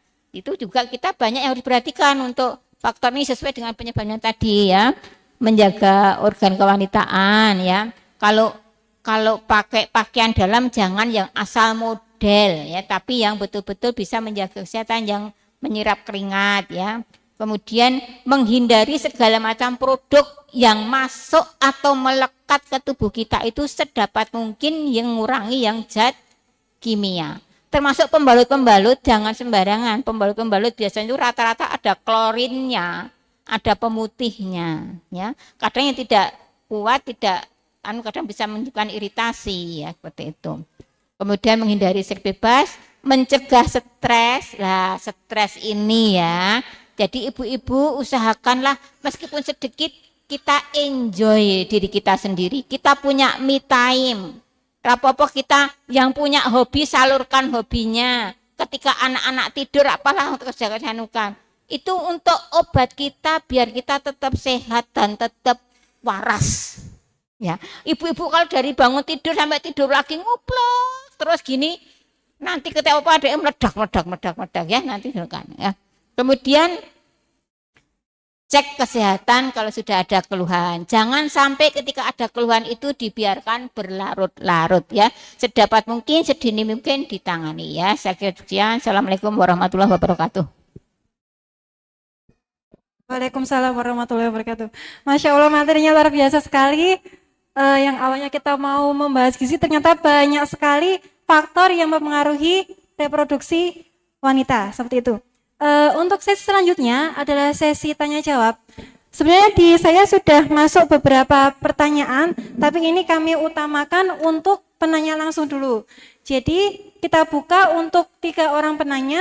Monggo bagi mbak-mbak atau ibu-ibu yang memiliki pertanyaan atau memiliki unek-unek bisa disampaikan ke Dokter Praranti. Monggo bagi 3 orang penanya, silahkan. 1, 2, 3. 3 dulu nggih. Monggo mic-nya.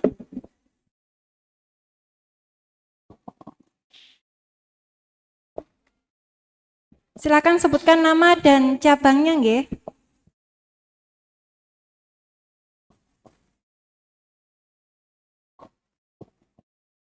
Bismillahirrahmanirrahim. Assalamualaikum warahmatullahi wabarakatuh. Perkenalkan, nama saya Kiki dari... Gimana ini? Yang tanya. Oh iya ya. Ya, Bu Dokter. Saya Kiki dari cabang Ngemplak 3. Oh iya, monggo. Ya, salam kenal Bu Dokter.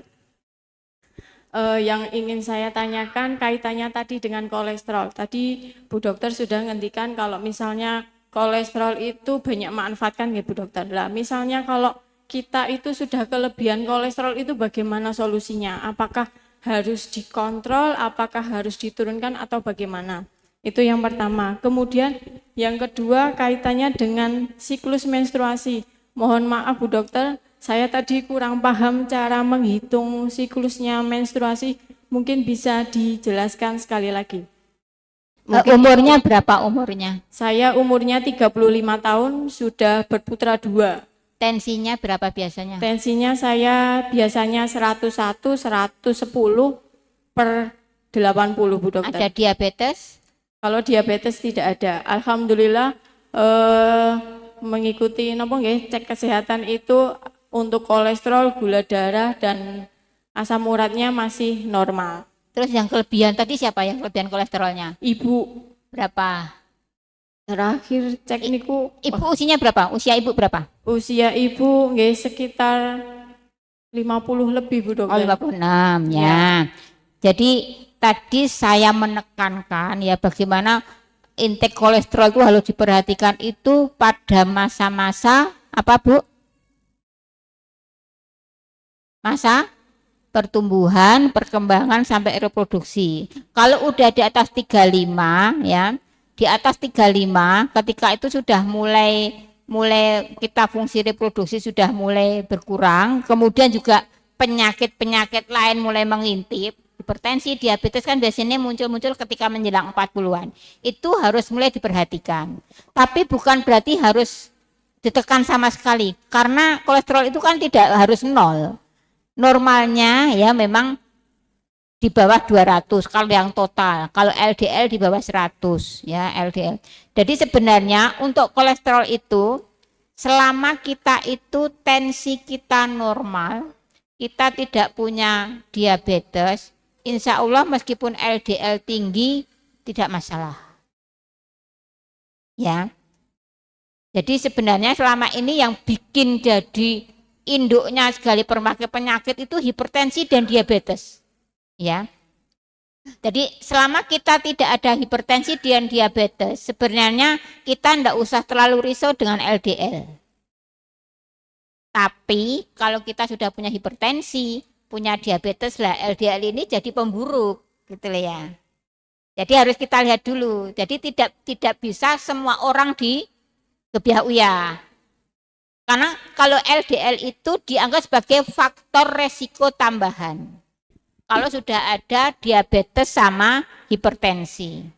Karena apa? Karena hipertensi ini akan merusak selaput lendir pembuluh darah. Seperti tadi ya, semua organ tubuh kita yang berongga atau bentuk ruangan itu ada lapisan lendirnya. Seperti PPK itu, tadi rahim kita ada yang tiap bulan mengelupas itu kan lapisan lendir. Di dalam pipa pembuluh darah kan juga dinding yang di dalam itu kan juga lapisan lendir. Itu selama tensi kita normal, tidak ada diabetes, itu dindingnya mulus, licin, bagus ya. Ada LDL banyak lewat itu enggak masalah. meleset, licin kok, halus kok, enggak masalah. LDL itu akan bermasalah ketika dinding pembuluh darah, selaput lendirnya itu sudah mulai tidak normal, ada bercak-bercak, ada luka, ada trebocel. Biasanya karena apa? Penyebab utamanya diabetes sama hipertensi. Kalau tensi kita tinggi terus itu akan tatu, akan luka. Sehingga pembuluh darah tidak halus lagi. Ketika pembuluh darah tidak halus lagi, ada kolesterol lewat, nempel.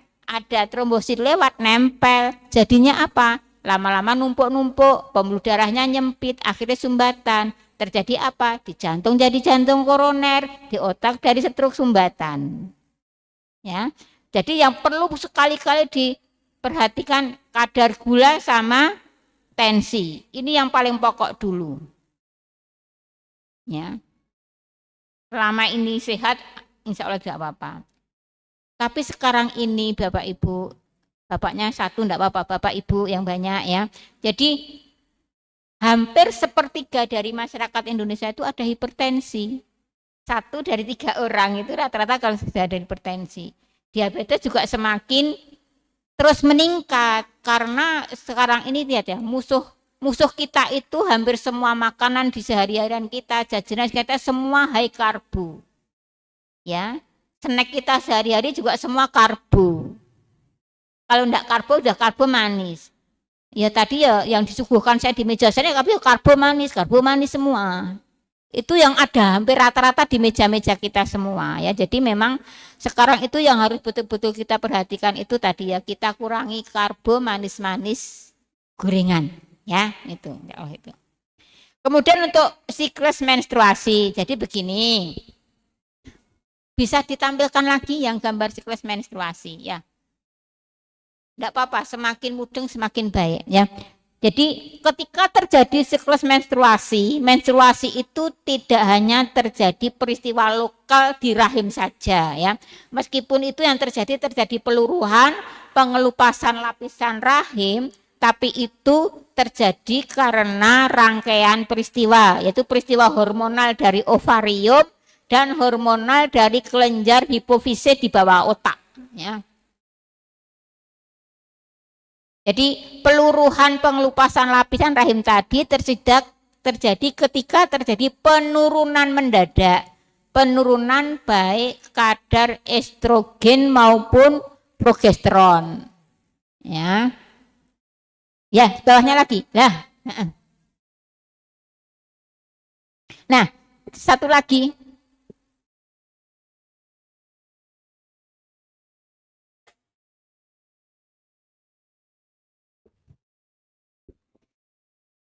Wih, kurang kolesterol, otaknya jadi kurang. Memorinya lemot ya. Nah, ini jadi yang paling bawah itu lapisan rahim ya, lapisan endometrium rahim. Kemudian di tengah grafik-grafik itu kadar hormon, baik hormon yang dari ovarium yaitu estrogen, progesteron, estrogen yang kuning, progesteron yang merah. Kemudian yang atas itu siklus telur ya di ovarium, perkembangan sel telur ya. Ketika tanggal pertama dihitung dari hari pertama menstruasi ya. Siklus menstruasi dimulai dari hari pertama menstruasi.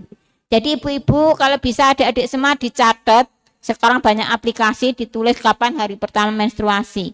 Ketika nanti telat mau hamil jadi ditanyakan ini HPHT. HPHT itu hari pertama head terakhir. Ya. Jadi yang dihitung ini hari pertama head terakhir. Ketika misalnya ada yang telat atau ternyata untuk menghitung usia kandungan itu memang kita pakainya HPHT. Meskipun ini belum terjadi pembuahan uri ya. Pembuahannya kan terjadi setelah ada ovulasi, tapi usia kehamilan dihitung dari HPHT.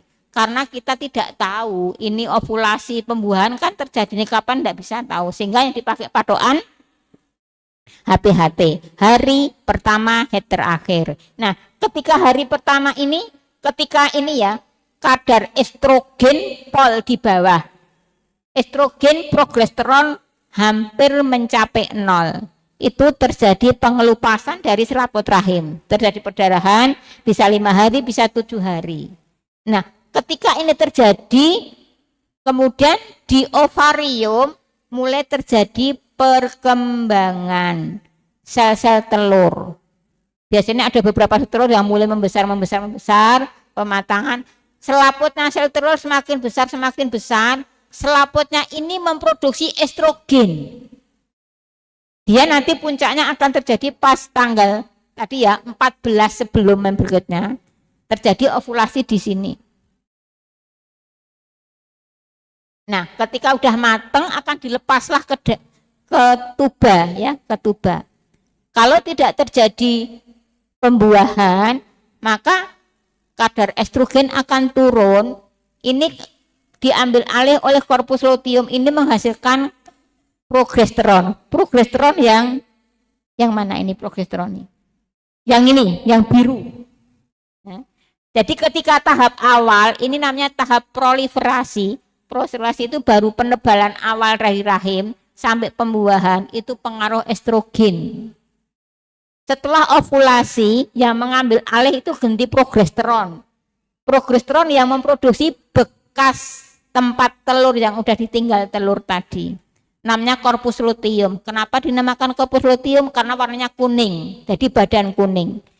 Korpus luteum ini ketika nanti udah mau tidak ada kehamilan, ketika menjelang haid dia udah mengerut lagi, jadi jaringan ikat, akhirnya kadar progesteron juga turun. Ketika dua-duanya turun akan terjadi mens lagi, begitu seterusnya, ya.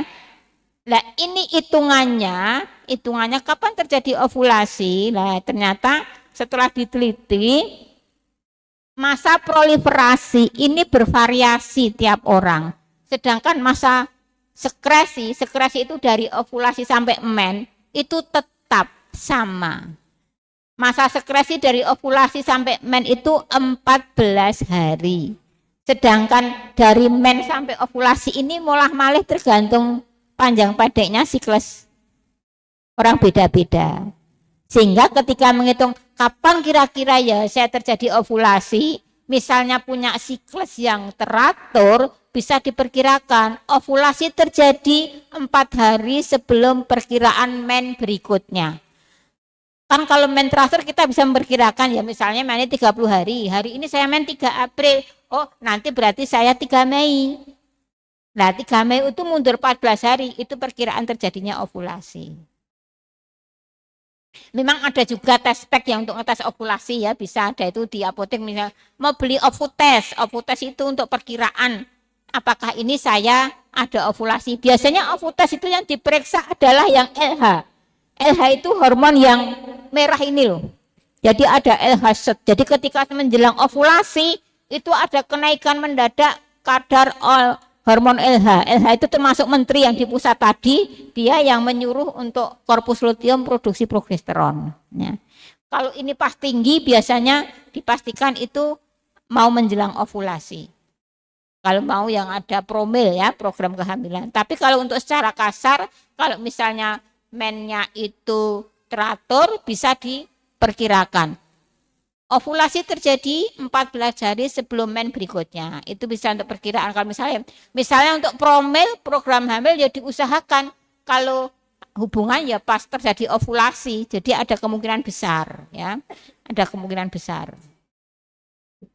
Nah, memang ada teori-teori macam-macam ya. Tapi kalau ini untuk KB kalender, maka yang harus dihindari biasanya seminggu plus minus, ya. Seminggu plus minus dari ovulasi ya jangan berhubungan. Kalau untuk keperluan KB kalender. Lah dok, tadi katanya umur sel telur cuma sehari, kok sampai seminggu ya untuk jaga-jaga, ya untuk jaga-jaga. Karena kadang kita itu tidak tahu kepastiannya, mungkin gak maju mundur karena kadang siklus ini variasi yo. Biasanya teratur, bani minggu ini lagi ngopo. Dagangan gagal, pesanan gagal, kepingin mengganggu si hormonal, ya, mengganggu hormonal. Seperti itu. Dan juga ini ada memang sel telur itu umurnya sehari, ya. Sel telur umurnya sehari. Tetapi sperma itu ada 2 macam, ya. yang ginosperma dan androsperma. Androsperma itu yang membawa Z, itu yang nanti kalau buaya jadi anak laki-laki. Yang gino itu yang perempuan, yang nanti kalau ketemu jadi XX jadi perempuan. Ternyata yang ginosperma ini orang perempuan itu pelan-pelan atau tekan. Ya. Jadi kalau ada balapan sperma itu yang cepat yang wes itu ternyata yang androsperma. Jadi yang sperma yang bawa laki-laki. Makanya ketika hubungan itu pas ada telur itu kemungkinan besar akan lahir anak laki-laki. Karena yang menang duluan yang andro, ya. Kan ketika sperma itu tapi jangan bayangkan cuma 1 cc sperma itu ada kalau subur 200 juta sperma. 200 juta sperma. 1 cc itu kurang dari 40 juta sperma itu sudah dianggap kurang subur. Jadi sperma itu sangat banyak ya. Dan itu makanya kalau sudah terjadi pembuahan itu sperma yang berhasil itu sudah best of the best itu ya. Dia mengalahkan dari ratusan juta sperma itu. Lah, berbeda dengan yang androsperma, yang ginosperma. Ginosperma itu sperma yang membawa kromosom X yang nanti kalau ketemu jadi perempuan. Ternyata ginosperma itu meskipun ora cepat, tapi dia lebih bisa bertahan. Jadi bisa diperkirakan ginosperma itu bisa bertahan hidup 7 hari di tuba itu. Sehingga kalau ginosperma itu bisa nunggu sampai seminggu. Jadi misalnya berhubungan 1 minggu sebelum ovulasi, itu masih bisa jadi. Tapi kemungkinan nanti anaknya cewek. Ya, karena yang bertahan sampai berhari-hari biasanya yang perempuan. Kita harus bangga, wanita itu tahan banting ya. Nah seperti itu, bisa mengerti ya? Jadi siklus menstruasi memang bertingkat-tingkat. Yang memang lepas memang hanya di rahim, tapi itu juga siklus itu terjadi juga di ovarium, juga di sini. Jadi sangat kompleks. Tapi intinya tadi ya. Ada yang lain? Monggo selanjutnya. Bisa dimengerti nggih Bu Kiki? Selanjutnya bisa berdiri. Mic-nya.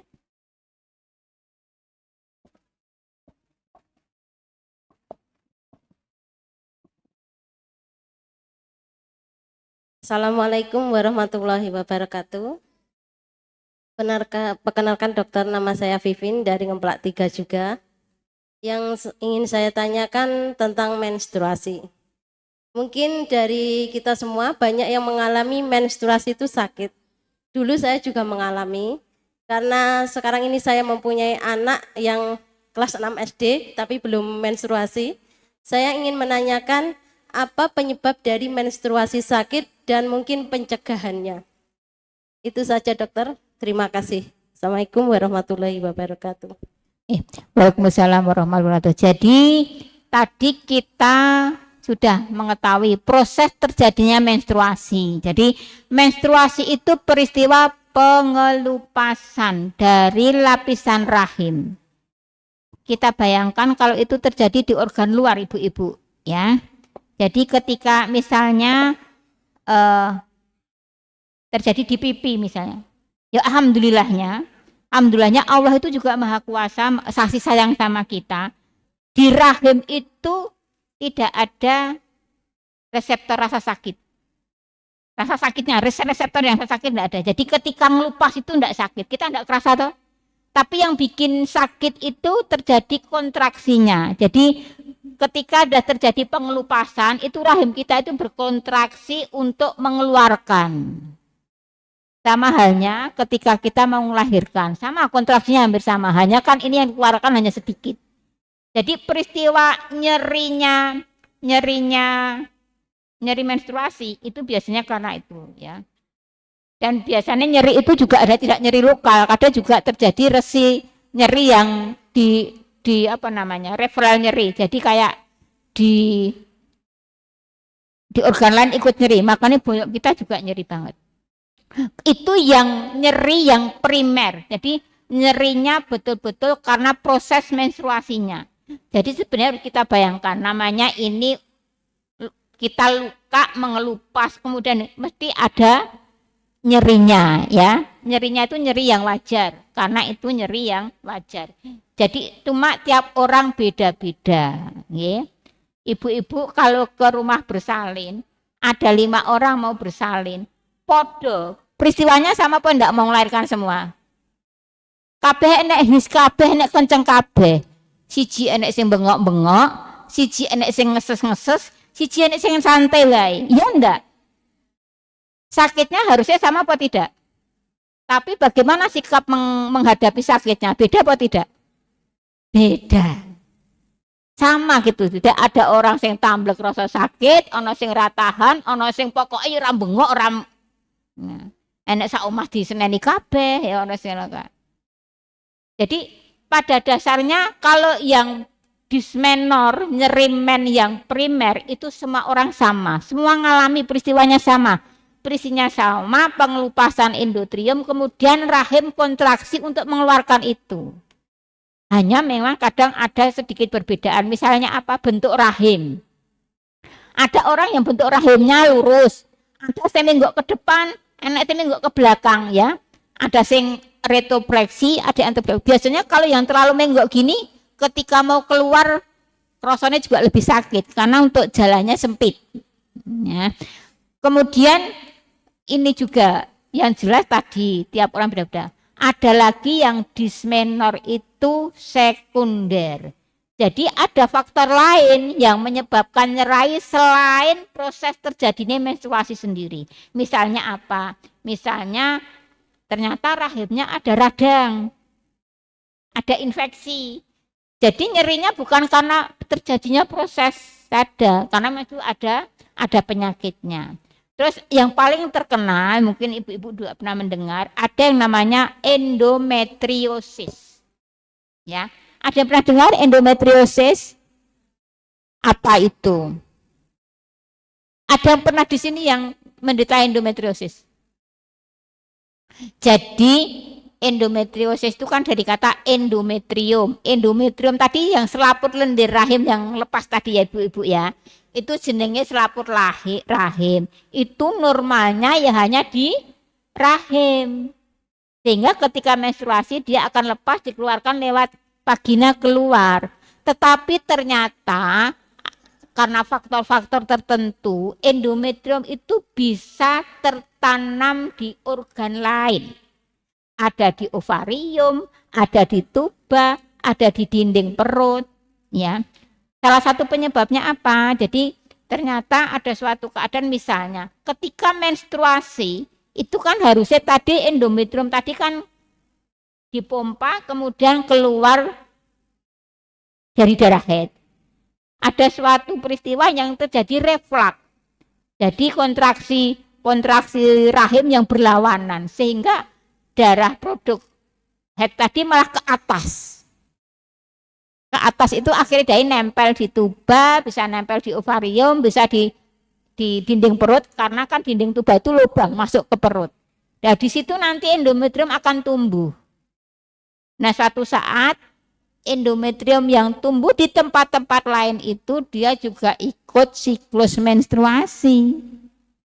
Ketika di rahim menstruasi, endometrium di tempat lain juga ikut perdarahan. Ini yang menyebabkan sakitnya lebih. Jadi ada men di tempat lain. Itu nanti kalau lama-lama nanti akan tumbuh yang namanya jadinya kista coklat. Pernah dengar kista coklat? Kista coklat itu ya berasal dari tadi endometrium yang tumbuhnya di tempat lain, tiap bulan dia mengalami perdarahan, akhirnya jadi kantong. Kantongnya isinya coklat-coklat karena darah head yang tidak keluar. Ya, itu namanya endometriosis. Jadi ini yang salah satu penyebab ya, agama Islam kita udah mengatur ya. Salah satu penyebab terjadinya endometriosis itu antara lain kalau misalnya masih head kok berhubungan seks. Sehingga darah head itu malah ke atas karena kontraksi dari rahim itu ya. Atau sebab lain. Tapi yang jelas dari endometrium yang harus keluar saat head itu ketika reflux malah tidak keluar malah masuk ke dalam, ya, saluran ke dalam, dia akan jadi endometriosis tadi. Kalau endometriosis nyerinya nyeri sekali ya. Ya nanti biasanya obatnya dengan obat-obat hormonal untuk menekan. Nah ini yang dulu sering jadi omongan, Allah lorong ngono kuwi engko yen anak mari. Itu endometriosis ini karena ketika nanti hamil kan tidak terjadi menstruasi. Ya, dia akan jadi gugur. Ya seperti itu. Lah tapi kalau udah besar-besar karena kalau kista coklat itu mengganggu ya harus dioperasi ya. Jadi itu. Jadi yang paling sering menyebabkan nyeri head yang sekunder. Nyeri head yang lebih tapi bukan karena proses headnya sendiri. Itu biasanya karena penyakit lain ya. Karena tadi seperti ada infeksi atau ada tadi apa? Endometriosis atau kadang bekas-bekas infeksi ya. Kadang bekas infeksi itu ada perlengkatan ya. Perlengkatan ini kadang bikin narik atau yang bikin nyeri perut juga. Ya, ada yang lain bisa diketahui deh, dipahami nggih. Dan ini kalau masalah yang nyeri head yang primer ya. Jadi diusahakan kalau anak-anak yang masih prepubertal, sekarang yang masih umur mungkin kelas 5, kelas 6, kelas 1 SMP, itu yang penting harus dipahamkan atau ditanamkan bahwa head itu bukan suatu yang sakit gitu loh. Jadi biar anak itu menghadapi head itu bukan dengan tegang, engkau yang head piye, jangan gitu. Head itu tanda kamu dewasa, head itu kamu wanita yang normal. Jadi head itu dianggap sebagai suatu hal yang positif, sehingga akan jadi ini positif thinking dulu gitu ya. Untuk biar nanti menghadapi head pertama itu bukan dengan suatu ketakutan. Ya, ada yang lain? Sampun Mbak Vivi. Untuk penanya terakhir, monggo.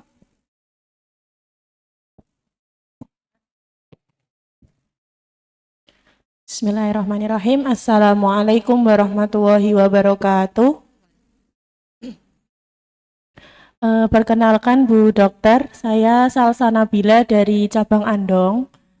Ingin menanyakan ini Dok, setelah saya melahirkan itu kan sekarang KB-nya IUD. Nah itu ketika mens itu durasinya lebih lama dan darahnya itu juga banyak, nyerinya pun juga semakin sakit gitu. Nah itu apakah wajar atau bagaimana? Ya, selain itu juga sering ketika sisir rambut itu rontoknya banyak gitu. Lah itu apakah ada masalah atau bagaimana gitu? Terima kasih dokter. Wassalamualaikum warahmatullahi wabarakatuh. Waalaikumsalam warahmatullahi wabarakatuh. Jadi kalau untuk KB IUD, jadi memang ya, jadi namanya KB IUD itu di dalam rongga rahim kan dimaksudkan alat ya. Alat ada yang dari plastik, ada logamnya dari tembaga ya, ada yang bentuknya T, ada yang bentuknya kayak payung ya. Jadi itu memang wajar ya. Salah satu konsekuensi atau efek samping dari pemasangan IUD itu mennya lebih banyak dan lebih lama. Itu wajar. Dan memang kok bisa sakit ya, namanya itu ada alatnya ya.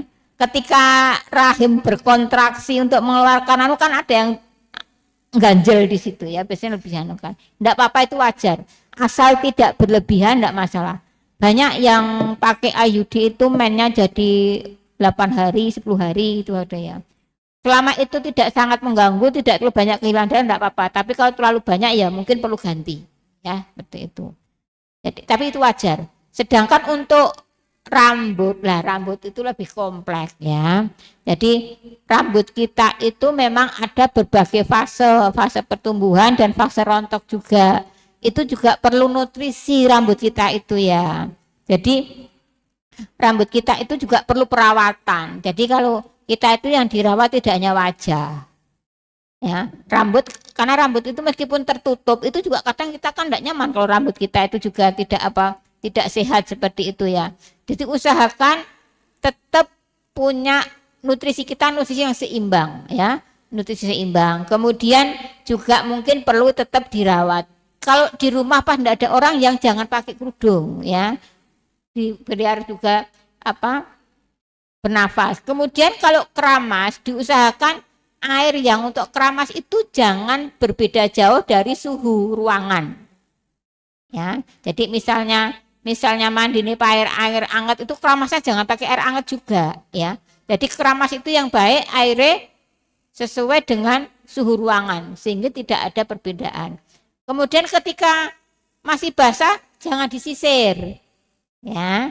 Rambut itu ketika masih basah itu masih rawan, jadi jangan disisir. Nanti nyisirnya kalau sudah gak kering. Kemudian juga usahakan beri nutrisi rambut ya, mungkin pilih yang sampo yang alami saja ya. Sekarang banyak sampo kemiri sampo apa seperti itu, jangan yang puduk-puduk. Kadang lebih bisa diterima. Lebihan lagi ya bisa perawatan. Kalau enggak bisa ke salon ya beli produk sendiri bisa, pakai krim bat itu yang alami juga ada. Kalau rontok enggak boleh krim bat ya. Kalau rontok itu bolehnya hair mask. Jadi hair mask itu coba cari di internet banyak hair mask yang homemade gitu loh ya, bikin sendiri, nanti ada bahan-bahan yang misalkan. Jadi untuk memberi nutrisi, jadi rambut itu juga perlu makanan, diberi nutrisi lewat hair mask tadi. Jadi yang dimaskeri tidak hanya wajah terus, biasanya kita kan wajah terus dimaskeri ya, rambut katanya juga perlu nutrisi. Jadi memang ya semua itu untuk sehat perlu perawatan ya, seperti itu. Dan memang satu lagi, tidak terlalu banyak pikiran. Kalau pikiran banter, rambut juga sok rontok ya. Kita harus enjoy ya. Kita itu wanita itu banyak yang tergantung pada kita ya. Kita kan pilarnya rumah tangga ya. Kita ambruk semua ambruk. Kita enjoy. Kalau ada waktu yang bisa kita nikmati untuk perawatan diri kita sendiri. Tidak harus yang mahal merawat itu ya. Tadi cari-cari banyak yang untuk dengan bahan-bahan alami. Ada lagi? Sampun Mbak Salsa? Sudah? Oke. Mungkin Satu lagi. Oke, satu lagi.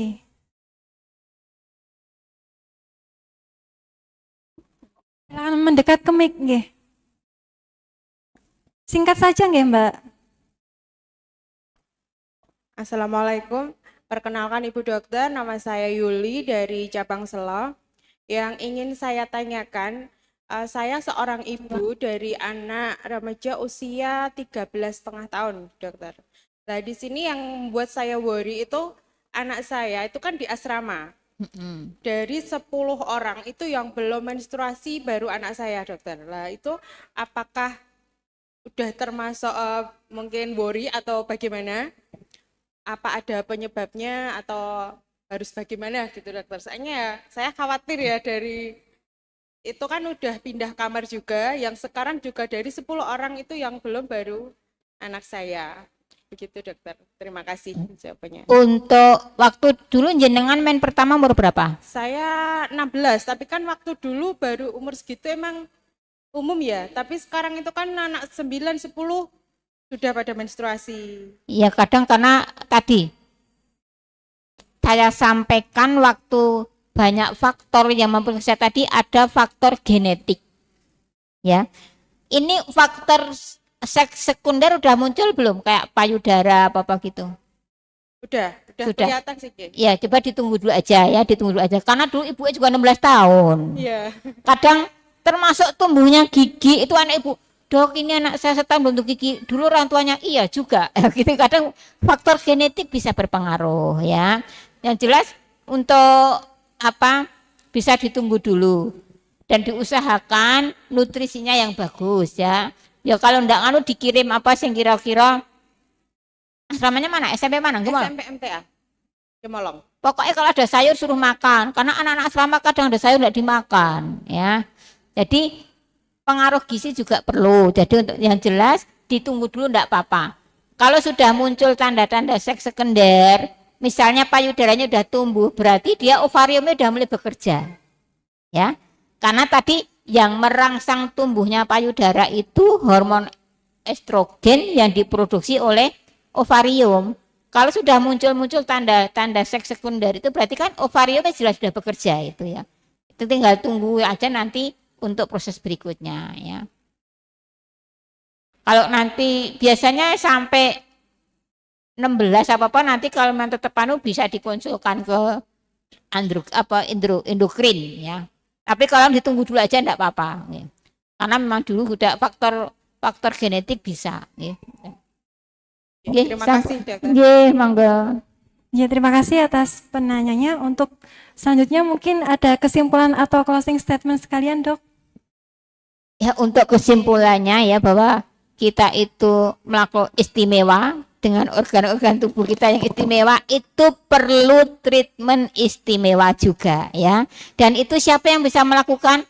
Kita sendiri ya, karena yang tahu diri kita itu kita sendiri. Jadi kita sebagai wanita itu harus cerdas, kita harus banyak membaca tentang apa yang terjadi dalam tubuh kita, apa yang baik buat tubuh kita. Nah, itu yang kita kerjakan ya. Insya Allah calon pemudi-pemudi, putri-putri MTA ini nanti kan calon-calon yang melahirkan ya penerus-penerus dakwah ya, harus betul-betul dijaga semuanya. Oke, saya kira sekian. Assalamualaikum warahmatullahi wabarakatuh.